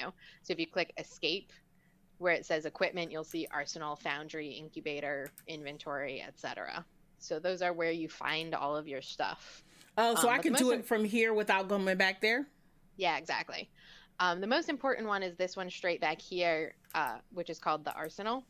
So this is where your frame is and where you choose like what frame you're using and what weapons you're using. And so right now I'm Oberon Prime.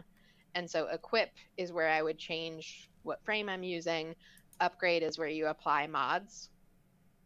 And so you can hover over them and it's like, okay, flame repellent gives you extra heat resistance. So you put that in here. And the more you level up a frame or a weapon, the more mods you can put in it. And then you can access your mods from down here as well. And you can upgrade them using resources from the game. Gotcha. So this is where I was telling Amanda earlier, you don't think you've ever seen me play this? No, Sabre, I'm new to this. I was like, I have new frames. I don't know where they are. Yeah, so this is where you access them. So I think they give you Ember for being on Twitch. I think the Twitch Prime reward is Ember. So you, like if you click equip next to your Warframe, it'll show you the ones you have, and then you can put a new one on. Mm-hmm. I like the one I have, but I'm scared. I'm cold and afraid, Amanda. I'm cold and afraid. So let's see, Ember.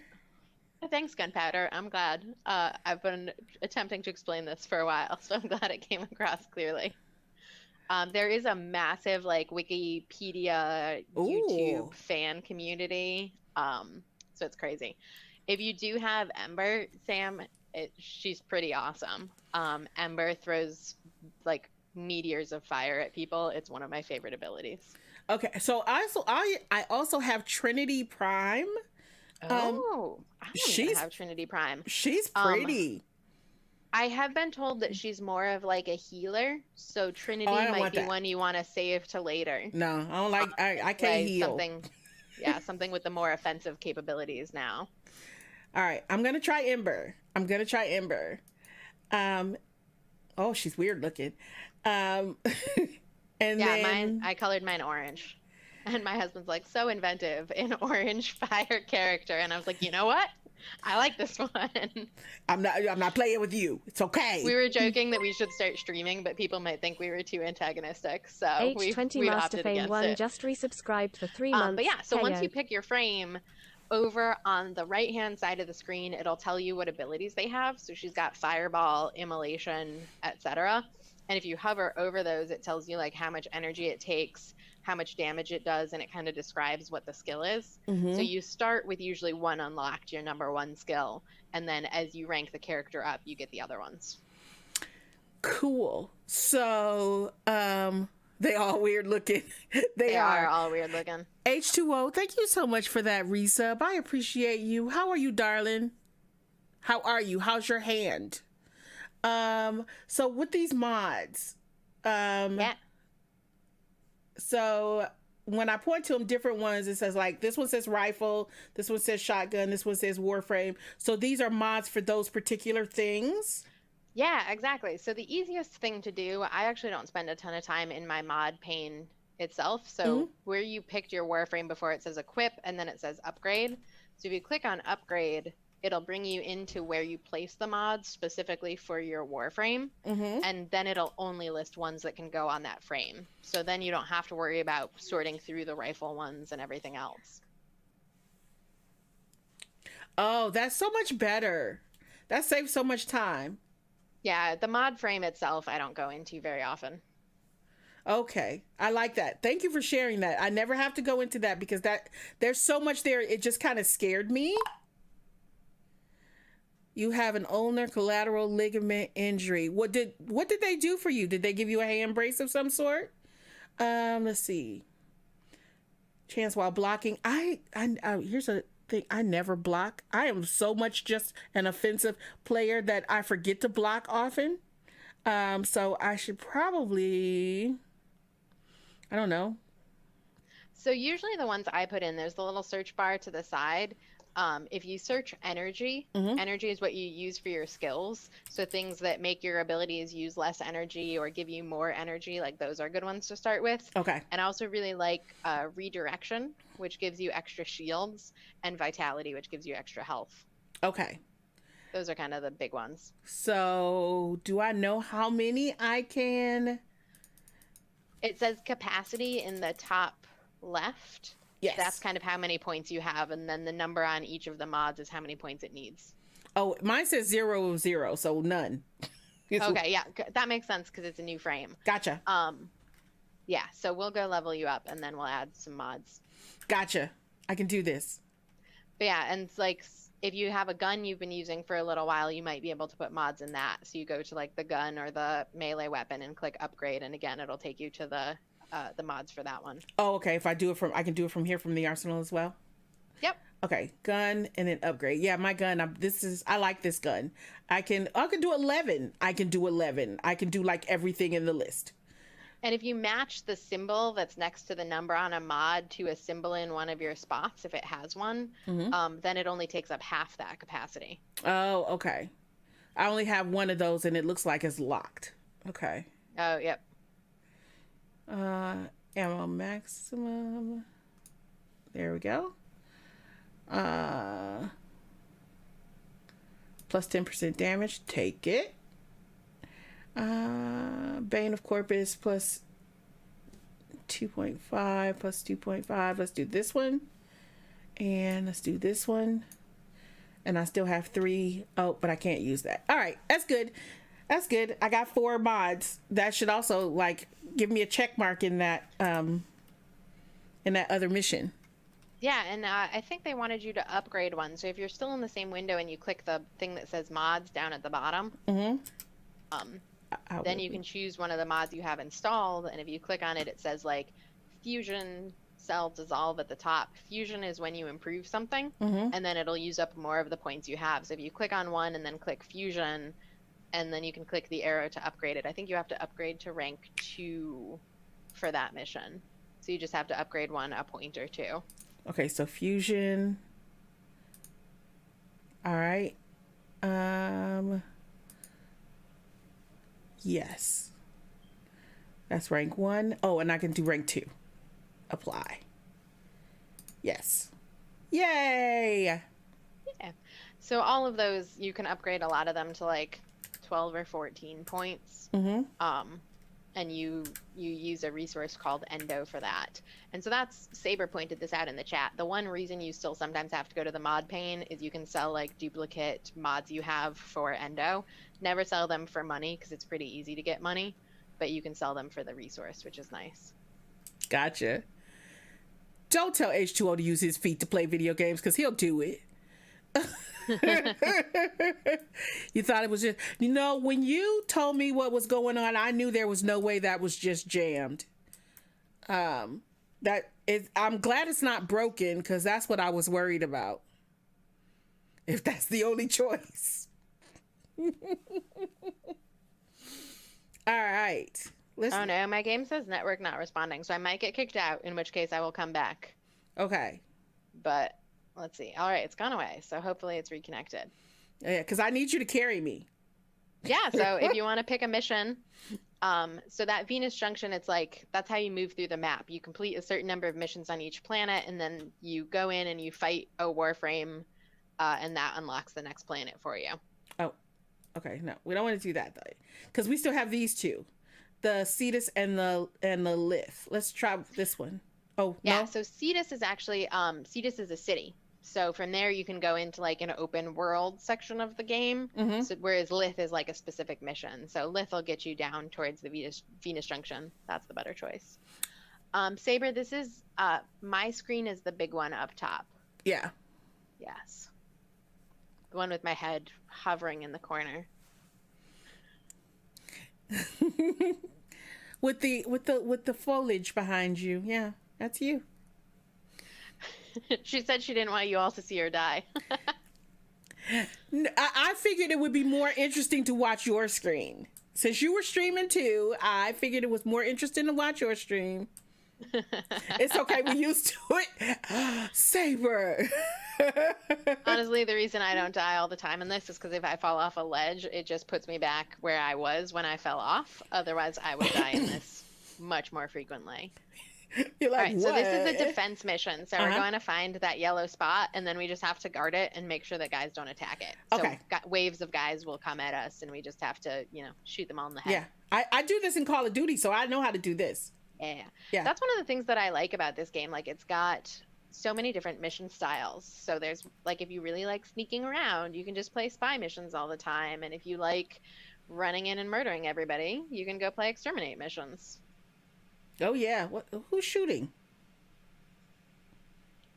I'm so bad at this. Oh, there you are.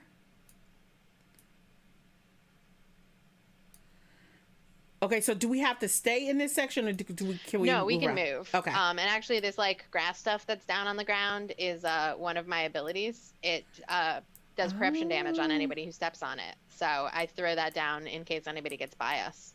Sweet. But yeah, as long as they don't blow it up, we're good. Okay, we can't let them blow it up. Gotcha. Here, come back here. Where'd you go? I guess you're dead. Oh, there you are. Going up here to kill you. Yikes.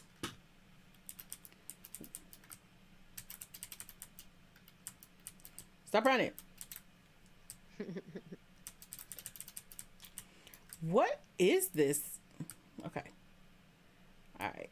Oh, so the Nightwave, the one that I told you has like special missions, some of right now the quests are called the Glassmaker. So sometimes you'll get bad guys that like look like they're made of glass. Yes. And they're special to that. So you have to shoot the glass off of them and then kill them. Yep. And that they're only happening right now because of that event. They're not actually normal parts of the game. Oh my God, you missed so much. Moto. Rainbow Arcade came in and rated and welcomed me to the team. And I almost cried. I was totally lost for like 5 minutes. I was just like, I don't know who I am or where I am anymore.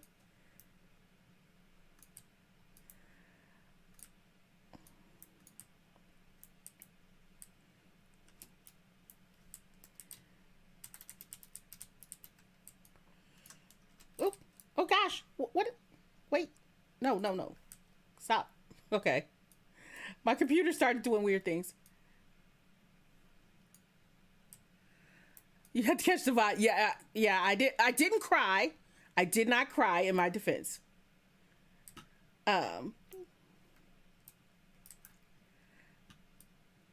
Yikes. Rainbow Arcade. Sabra.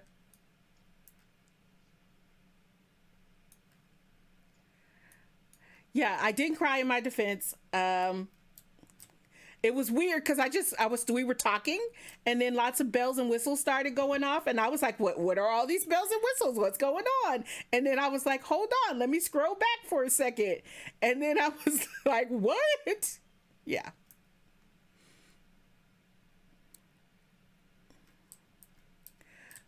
So Rainbow Arcade is one of the largest, if not the largest, I'd say, queer stream teams on Twitch.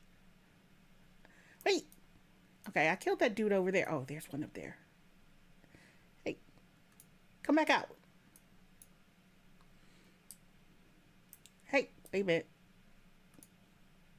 Where'd that dude go up there? There's so much going on. And so many little dudes running around. It's like they jump down and they're yikes. Haha. They actually, if you're on the outside, you can see they actually zip line down from a couple of places, and that's why they're like randomly on top of stuff. Okay, so like, how'd you get up there? Because they zip line. I was like, wait, where'd you come from? I don't know what's going on.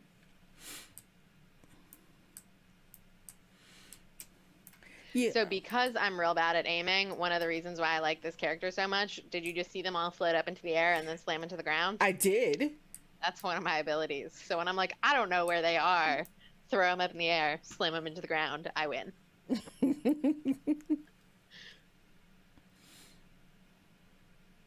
What kind of sword? H2O wants to know what kind of sword you have, Amanda. Oh. So I actually have a polearm, I guess. It's called the Orthos Prime.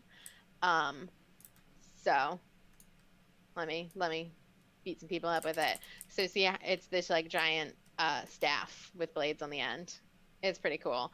It's fast. I have a sword that I like as well called War, but that one's way slower. So this one makes me feel all speedy when I'm, committing mass murder against the bad guys.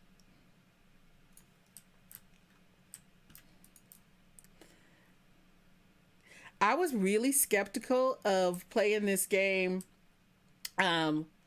with keyboard and mouse because it is so involved. It's like, to do this, you need to hold these 14 buttons at the same time and hit space. And I was like, I'm never going to be able to do that. But it feels so much more intuitive actually with keyboard and mouse. Yeah, it definitely keeps the skills really separate, which is nice.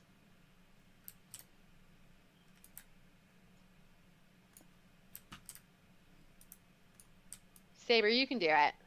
You'll remember more of it than you expect. At least that's what my friend said, because they took like 5 years off and got back to it, and they remember enough that mods and stuff are easier. Because otherwise it's just so much information. But they don't remember so much that it's not fun. You play with controller. You probably will once you turn it back on. So do you play on Xbox or you play on PC, Saber? Where are you? There's one guy left. Where is he? Oh, there he is. He's back here. Get him. Where you at? Got him. Nice. Xbox. Oh yeah, there's a community goal set up for the channel points because some people, a lot of people, especially H2O who likes to ask me for another Among Us stream. So there is a channel point community goal for that. Get down from there. Come down. There you go. Oh, no, I would never. No, you would never. You would never. H2O. You would never ask me for things. You would never ask me to play things. When you gonna play this? H2O is like my stream child. Are we there yet? Exactly. H2O is like my stream child.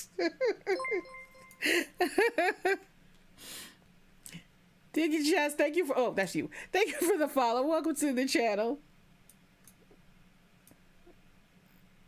I'm not really shooting at you. My aim is just bad. I'm shooting at that dude behind you.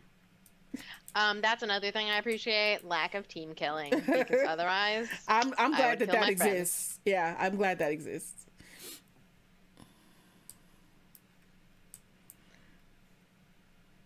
Excellent. So defenses go in waves of 5, and like the longer you stay, the better they get. But just doing 5 is enough for you to unlock that mission. Oh. So you either choose to stay or extract. But I would not choose stay if I choose extract, because you will stay without me. Okay. So hit extract. Yeah. Oh no! Oh no! Wait, did I? No! You're on your own now. No, I'm by myself. I tried to hit it. I tried to hit it. How do I get out of here? You can click escape and leave the mission. Mm-hmm. But I think you just lose the rewards for it. Oh well, I guess that's okay. I'm okay with that. Cause nobody can see me. So I might as well do it. Yeah. Abort mission. I mean, or you can give it a shot, but they do get harder as they go. And since no. I'm not gonna keep doing it. The challenge is when you do it with a group. If like one time I was playing and everyone in my group got dropped, but it stayed the difficulty level for the group with just me by myself. It did not go well. I died. Yeah. I can imagine that, and me being like a total noob and streaming at the same time. There it is. Plexipus. Yep. This is the first time I have ever streamed on Twitch, so I don't know if I'd expect anything out of me in the future. But that would be me. I told her she was all set up now and she's ready to stream.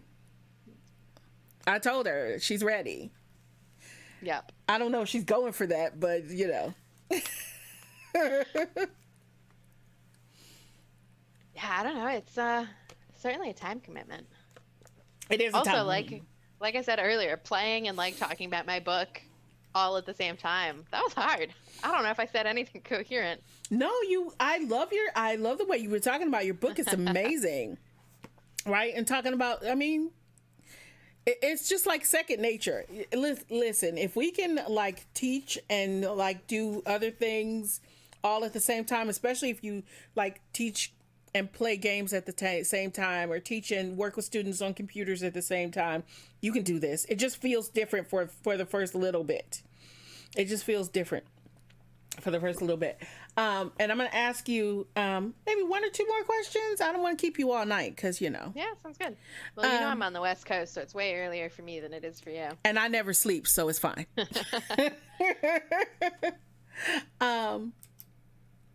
But so what was like the biggest revelation that you made when you were writing this book? What was like the biggest aha to you? Oh. So one thing that I will say about my book is a lot of the things I found, I think, are things that people who are already in these spaces already new. Mm-hmm. Like the chapter on how people avoid harassment in online spaces, like all of us who do those strategies already know them. So I think a lot of it was just kind of writing it down so people could see that they weren't on their own, that everyone else relied on those strategies too. I think that's one of the big things that the book does. It's like I sent the manuscript to my participants and they're like, it's so nice to know I'm not alone. But one of the things that I think was potentially surprising is the last chapter. When I first started interviewing people, it was pre-Gamergate. It was like 2012, 2013. And then I interviewed them again in 2017 and 2018. And one of the things I asked them about was like, was Gamergate important to you? Because when we look at the news, everybody talks about Gamergate. Like it's the thing that everyone mentions in any article about harassment in games. Gamergate, Gamergate, Gamergate. And what I found for my participants was that actually wasn't a big deal for them. And the reason why is because like sexism in gaming existed prior to Gamergate and continued to exist after Gamergate. So Gamergate was like an example of it. And so all these people already had strategies for managing sexism, avoiding it, making their experiences as positive as possible. So one of the things that I argue in the last chapter of the book is that we can't make too much of individual events, because individual events, if we pay attention to only those, we neglect the trajectory of challenges that people face in games and the ongoing nature of those. So that was one of the things that I feel really strongly about, that I think was surprising for a lot of people who read it. Because if you're not in game spaces, you hear Gamergate and you're like, wow, that's horrible, but like, good thing it's over and we've moved past it. And in reality, it's part of a much longer trajectory of problems. Yeah, exactly. I mean, you know what? That's the phrase that I use to describe that is just another Tuesday. Right? Yeah, and that's like, yeah. My participants were like, oh yeah, we weren't surprised when we heard that was happening, because gaming is often like a cesspool of sexism. That's actually a phrase that one of them used. They're like, this is not a surprise. Now, some of them thought that because of the attention that it was getting, it might be kind of like Hollywood's Me Too movement, where like the problems move beyond whisper networks and into more of the mainstream, and therefore they can be addressed more effectively. But none of them were surprised by that event. Yeah. Yeah, I mean, it's like all other kind of like huge events that take place amongst that take place or are brought upon oppressed folks. It's like for the oppressed folks, it's just like I said, just another Tuesday, but everybody is that thing that makes everybody else go, oh my God, that's so horrible. Let's do this thing for 5 minutes until it falls off everybody's timeline, and then we'll forget about it again. It's the same thing, right? But for a lot of us, it's just another Tuesday because we recognize that it's been going on for a really long time, and that it's going to take another whole long time to actually get to move past it. Yeah, absolutely. I realized that we got ungrouped when I left earlier. But yeah, so it's I like that Ivy dropped post Gamergate era in quotation marks in the chat. Yeah, it's like, this is not new. Like, it's not like terribleness arose out of nowhere in 2014 and then vanished. Honestly, like, sometimes I'm still even hesitant to talk about Gamergate or use the term. And like, I asked the University of Oregon communications team, like, never use that hashtag because it's just not worth it.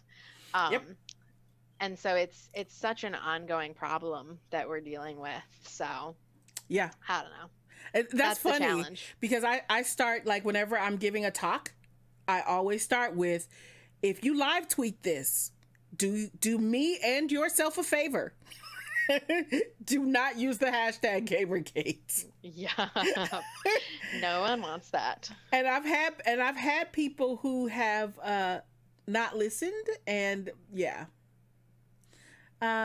Voting on a mission, is this okay? Yeah, so I clicked on Gaia. This is an interception mission, which is one of my favorites. We basically have to hold a couple different points. Gotcha. For a certain period of time and intercept a message. Yep. Also know this from Call of Duty. I can do this. Yeah. Anything Yeah, that so feels it's, familiar is going to be, familiar. Gotcha. So like I'm excited that the book's out, and excited that people are reading it. And so far it's been, a really positive overall experience. Which way? Oh, we have to go this way, up the staircase. But there is still sometimes this like lingering dread of like, what am I gonna face? Because I decided to talk about games and identity, which all of us experience in different levels. And I mean, I Yeah. think I'm a little bit sheltered from it because I'm, white and straight and things like that. I have to deal with sexism, but not necessarily as many problems. Yeah. But like, I just want games to welcome in more people. And I feel like that's not a thing where I should get harassed or threatened for it. And thankfully, thus far, I haven't. But like, I always have to steel myself for that possibility. So I'll hold. You want to hold B? Where is it? I'll go grab the next one. Okay. So you want to grab kind of as many of the 4 you can, and so we're going to kind of rotate through. Okay, I see them. A, B, C, and D. Gotcha. And try and turn them all blue. Okay, I'll go to this one over here. I'm bad at reading maps, remember? And absolutely, and I appreciate the fact that you understand that that your situation is going to be different from others, because I mean, and because people ask all the time why, for example, I stream with my kiddo on the weekend, but she's never allowed on camera, and we never use her real name, because I've been doing this a whole long time. I've been doing this a whole long time, and my experiences have been a little different, right? And I in order to keep her safe, I often find myself, even on like other social media platforms where I know people, I don't use her name. Oh, I'm sorry. All I saw was you, like, I'm out of my periphery. I was like, oh, that's not you. Yeah. All right. So we have them all blue. Yeah, so actually if you let them like retake one and then take it back, you get more experience points. Yeah. But if you hold all of them, you beat the mission faster.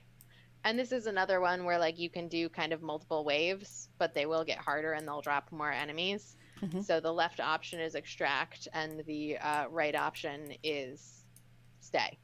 Okay. Well, see, since you started this one, so that'll be on you this time, right?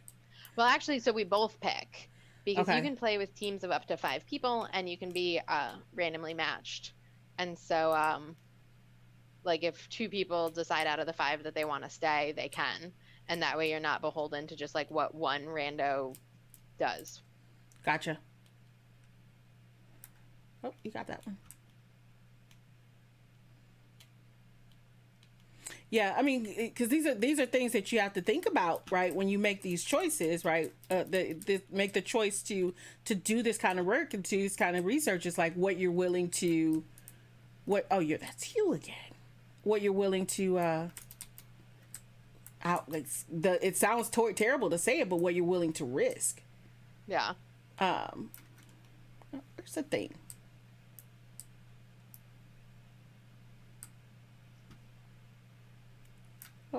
All right, I just got B. I'm headed to D.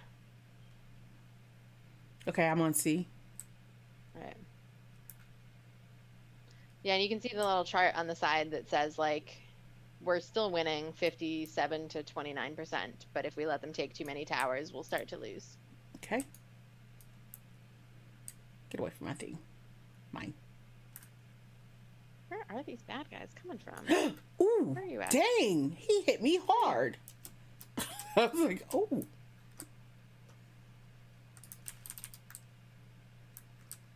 There you are. Gotcha.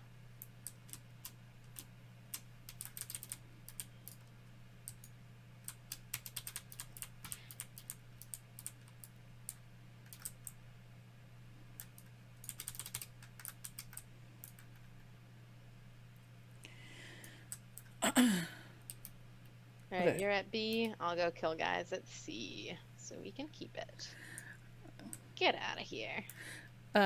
It's great to hear. I'm sorry. I'm trying to read chat, but I don't want to die at the same time. Give me just a second. I'll catch up in just a second. Don't worry, we got this. I see you trying to sneak up on me.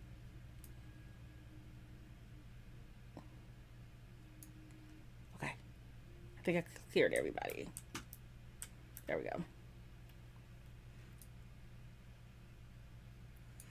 All right. More ways, more stuff. It's a great to hear streamers who talk about stuff you do on stream. Very comfortable here. I'm glad, Ivy. I'm glad. Yeah, you surprised you stream with your child. Yeah, I don't. She's never on camera, and nobody knows her name. And she because I've been doing this for a long time, and there are things I don't hide. And because people ask why don't you do this, why don't you do that, I'm very careful because I have received all kinds of threats. I actually, God forbid, I hope it never happens again, but I've made everybody aware. When she was about 4, no, she was younger than that, she was 3 or 4, I actually got swatted, and that scared the shit out of me. Oh, that's the worst. Yeah, I got swatted when she was 3 or 4, and that scared the shit out of me because when I went to answer the door, she ran up behind me, and we hear all kinds of horrible stories about shit that happens when like fast moving things run up. And extract, right? Yep, left option. Gotcha. Oh, this one, picture. I was clicking extract and nothing would happen. That's why that's what happened last time, is I was clicking the word. So yeah, I've always been super careful, because I mean, just like we talk about, just another Tuesday and Gamergate being a blip on the screen and not an entire movement.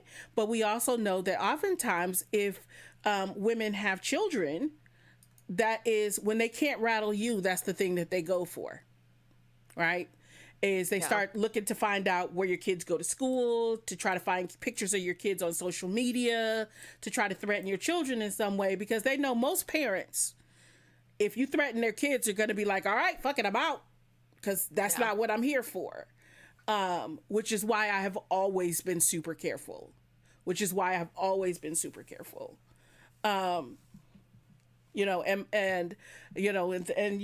like I have to, y'all know my, I hope she ain't in here. Somebody tell me if my mama in chat. Y'all know my mama. I also have to do things like make sure her phone number is unlisted and things like that, because when they can't get to me, they're gonna call her to tell her how horrible I am.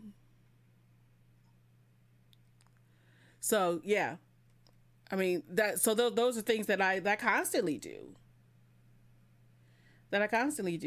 All right. Do you want to pick the next mission? Do you want to run one more? Is that okay with you? I know we've been on for a while. Sounds good.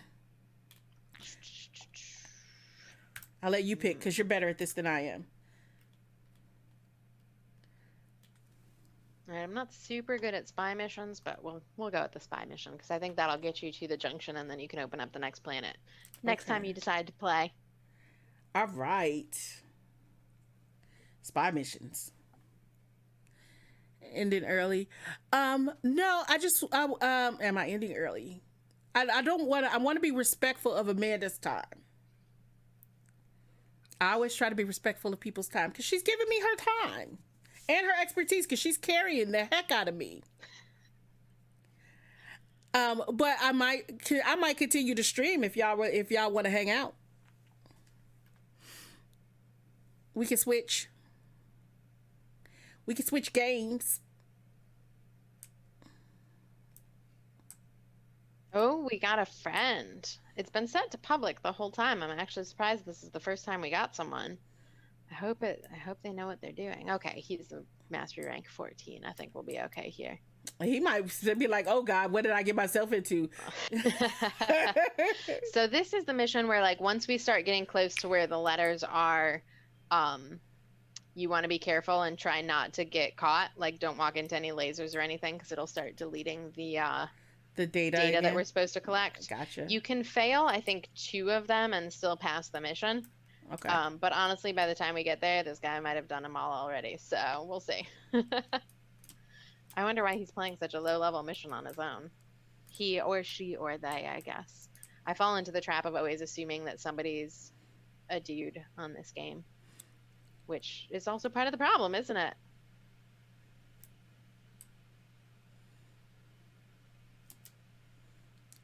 You're hanging out with it's entirely up to me. You have nothing else to do. Aw, I'm sorry. I'm sorry about your hand.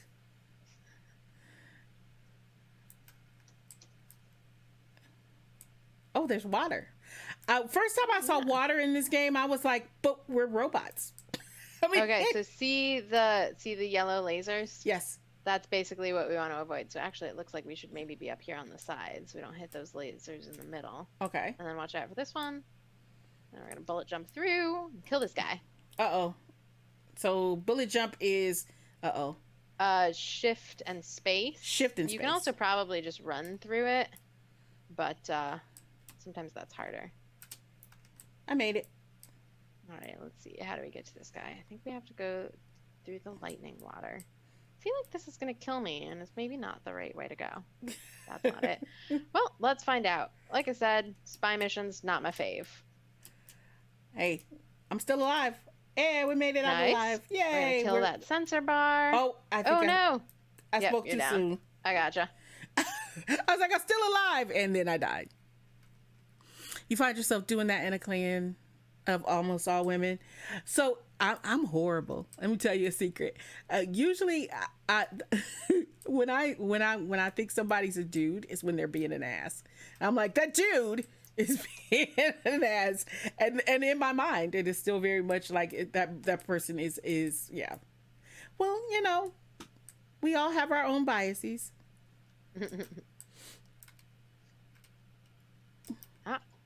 Dead. All right, so we got A. Oh, and now the lightning's gone from the water, so we can walk through here without dying. Okay, where'd you go? Okay, I'm sorry, I was opening lockers. Okay. No, you're good. So now we can run back up these stairs. So we got A safely. Hopefully this guy's getting B or C, but I got nothing. I'm not even gonna hold you up. Where they are. All right, yeah, so he got C, so now we just have B left. And so, yeah, now we've done enough that we'll pass this mission regardless. But if we get all three, we get better rewards. Gotcha. Ooh, so Ivy, that's a really interesting point you bring up. The idea of, like, that it hurts more when people you expect to be on your side are mean to you. That was also something that came up in my book, is the stereotype about the girl gamer. So this came up that, like, participants also often felt like people expected them to be gaming, like, to meet guys. And of course, they all said that that wasn't why they were there, but they said that it made it difficult to be taken seriously, and it also made them more judgmental of other women who were gaming, because they were always wondering if it was true of other players, even though it wasn't true of them. So, like, that idea that stereotypes around, like, why people are gaming can make it harder for everyone to play, I thought was really interesting. I'm so lost. Where are we going? Ah, there we go. We go this way.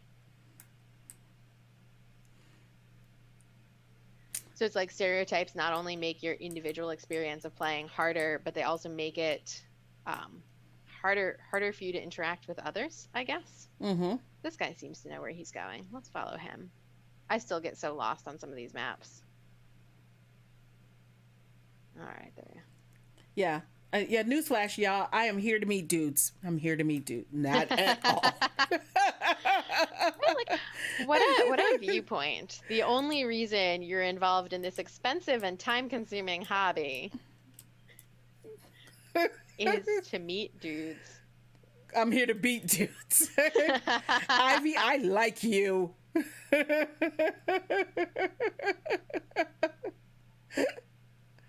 Oh my gosh. Oop. Get to the objective. Get to the chopper. Yeah, so kind of the nice thing is, like, if he gets there way before us, it'll wait 30 seconds and then it'll actually extract him on his own. So if you decide you don't feel like you want to play a mission longer, people can leave without you. So you're not stuck based on, you know, how long random people want to stay in a mission. You can always ditch them if you've done enough, because some of the missions are endless. Ooh, Oh, wow. Do you see this thing on your map over here? On my map. So there's this little, it's like a star thing. It's over by where I am. So you want to pick that up because those are things that you can exchange for the resource that Got it. That helps you upgrade mods. What's up? It's a very involved game. There's a lot going on. Okay. I'm sorry. Hold he's got a pumpkin head. Oh. I want a pumpkin head. I want to see the pumpkin head. What baby? What did we stream last week? Mario? Yes, all the endo. Never enough. I need 10,000 endo to upgrade my next mod. So collecting all the things that you can exchange for that resource is key. Got it. There's so much to learn in this game. It's so involved. There are whole parts of it that I'm like not even worrying about right now. How long have you been playing this game?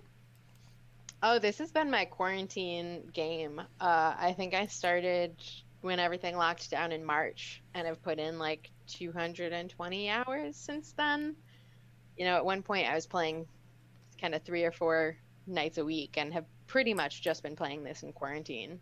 So, wow. It's got a lot to do, so I haven't run out of anything. Yeah, well, yeah. I mean, it's kind of unbelievable that that this game is both free and so involved. Yeah. You know, I will admit that I've spent some money on it because you can buy in-game platinum, which makes it easier for you to, you know, have enough spots to keep your Warframes when you build extra ones, and you can speed up production on things. But they always give me coupons, like 50% off your next purchase of platinum, 75% off your next purchase. So I think I've put maybe $6 into it this whole time. Oh, well, that's good. That's I was expecting you to say like I've spent like $500 since quarantine started. No, not on the assistant professor salary. It's like the casino. It draws you in. You spent $200. Wow, Ivy. So that's the thing is that, and when I noticed when I logged in earlier to accept your friend request, I had coupons, and I'm like, I can't buy stuff yet. I'm just starting this game.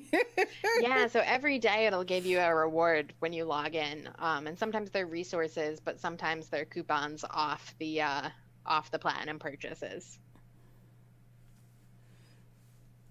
Oh, nice. Yeah, so every day if you log in, you get a little something. Sometimes it's credit boosters, so you can make money at double speed in the game. Oh, there's a lot. I like that kind of stuff. There we go. I'm sorry. I'm adding. There we go. Oh, my music started again. How weird is that? The music had completely stopped like after like the first or second song, and then it just started back again. But let me turn that down. That feels really loud. There we go. Amanda, you know what? Thank you so much. Let me show this amazing book cover again. When I saw the book cover, I was like, I love that book cover. Simply because it's so cute. It is Rosie the Riveter with a power glove. So, but here's Amanda's book. I want you all to check it out. It is Gaming, Sexism, Gender, and Identity in the Era of Casual Video Games. Amanda, if you want to drop that link again, you can get, because I know that a lot of folks like to check the book out after folks come on and talk, but Amanda has a 30% off code if you use Cote30 when you check out from NYU Press. Ooh, see, let me get it. Oh, yeah, I put it in the link, and then it got moderated out. Yeah, because links. I got it. But yeah, any lingering questions from anyone in the chat? I am a new streamer, but I have been gaming since 1993, probably, somewhere around there. So I played all the educational games of the 1990s, and then a lot of Oregon Trail, which is funny because then I moved to Oregon. a lot of Sega Genesis. Sega Genesis was my start. But yeah, this was my first time on a stream. For anyone interested, I cannot guarantee I will stream again. But if you want to follow me on Twitch, I guess you'll find out if I do. I think you definitely should. But I'm biased. And you're right. It is time consuming, but you get used to the walking and chewing bubblegum after a while. You do. I would love to see more academics streaming. I would love to see more academics streaming in general. Because I think we're darn interesting and people don't know that. Yeah, I mean, like, we study games, so I tried to write the book kind of not in an academic way. You know, it starts with a story about my grandma. It levels accusations of implicit sexism at my brother. I thought they were funny inclusions, because, like, I don't want work that I'm doing on games and things people play all the time to be totally inaccessible to those people who play games. So you're working on a PhD in AI. Ooh. Oh, wow. You don't think that counts, though? Why not? I think it totally counts. I think it totally counts. We've got some pretty nerdy folks around here, Ivy, so feel free to hang out. And I think it's interesting to see, like, different people's takes on video games. It definitely counts, right? I think that it's always pretty interesting because we have our own expertise, but we also have, like, our own experience that we bring to the table with video games. So yeah, I think that's definitely interesting. And I dropped you a follow too, because when you're streaming, I want to come by and, like, stalk people. I lurk a lot because I'm often working and watching streams at the same time, but yeah. All right. You're a nerd. I think nerds are cool. All right, Amanda, thank you so much. Do we have any other questions? Assign nerd at birth. I think this is amazing, and I hope the folks read it, and I will drop in. I'll drop in the Discord. We can have conversations in the Discord as well, as people can, like, pick up the book later. There's a link to the Discord in chat. I beat you. There's a link to the Discord in chat. We have a book channel in the Discord, because there's a lot of book nerds in this community as well. And we read all kinds of books. Like I say, every 2 months we do a book together. This month we're reading Justina Ireland's Dread Nation. Oh my gosh, it's so good. Oh yeah, are you reading Dread Nation? I read it when it came out. Loved it. Yeah, I just found it, right? And like I said, and it makes it even harder to live through this time when you're really, like, into like post-apocalyptic stuff. Because I'm like, yep, we're living this right now. I think it's fine.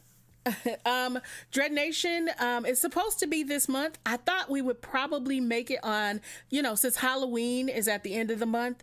I thought if we did it, like, on the 30th? I think the 30th is a Friday. If we do it on the 30th, I think it's right before Halloween. I think that's very fitting to have a zombie race identity, racial politics, identity politics kind of talk. Because, Halloween doesn't get much scarier than that. But yeah, thank you so much for having me. Like we know, it's stressful, but also exciting when you get to talk about the things you love. And if anyone wants to send me what they think about the book afterwards, pros or cons, because I know that there are still some weaknesses in it, I would love to hear it. So I'm just excited people are reading it. Yeah, me too. All right. So, Amanda, thank you for your time. I do not want to hog your time. Folks, I'm going to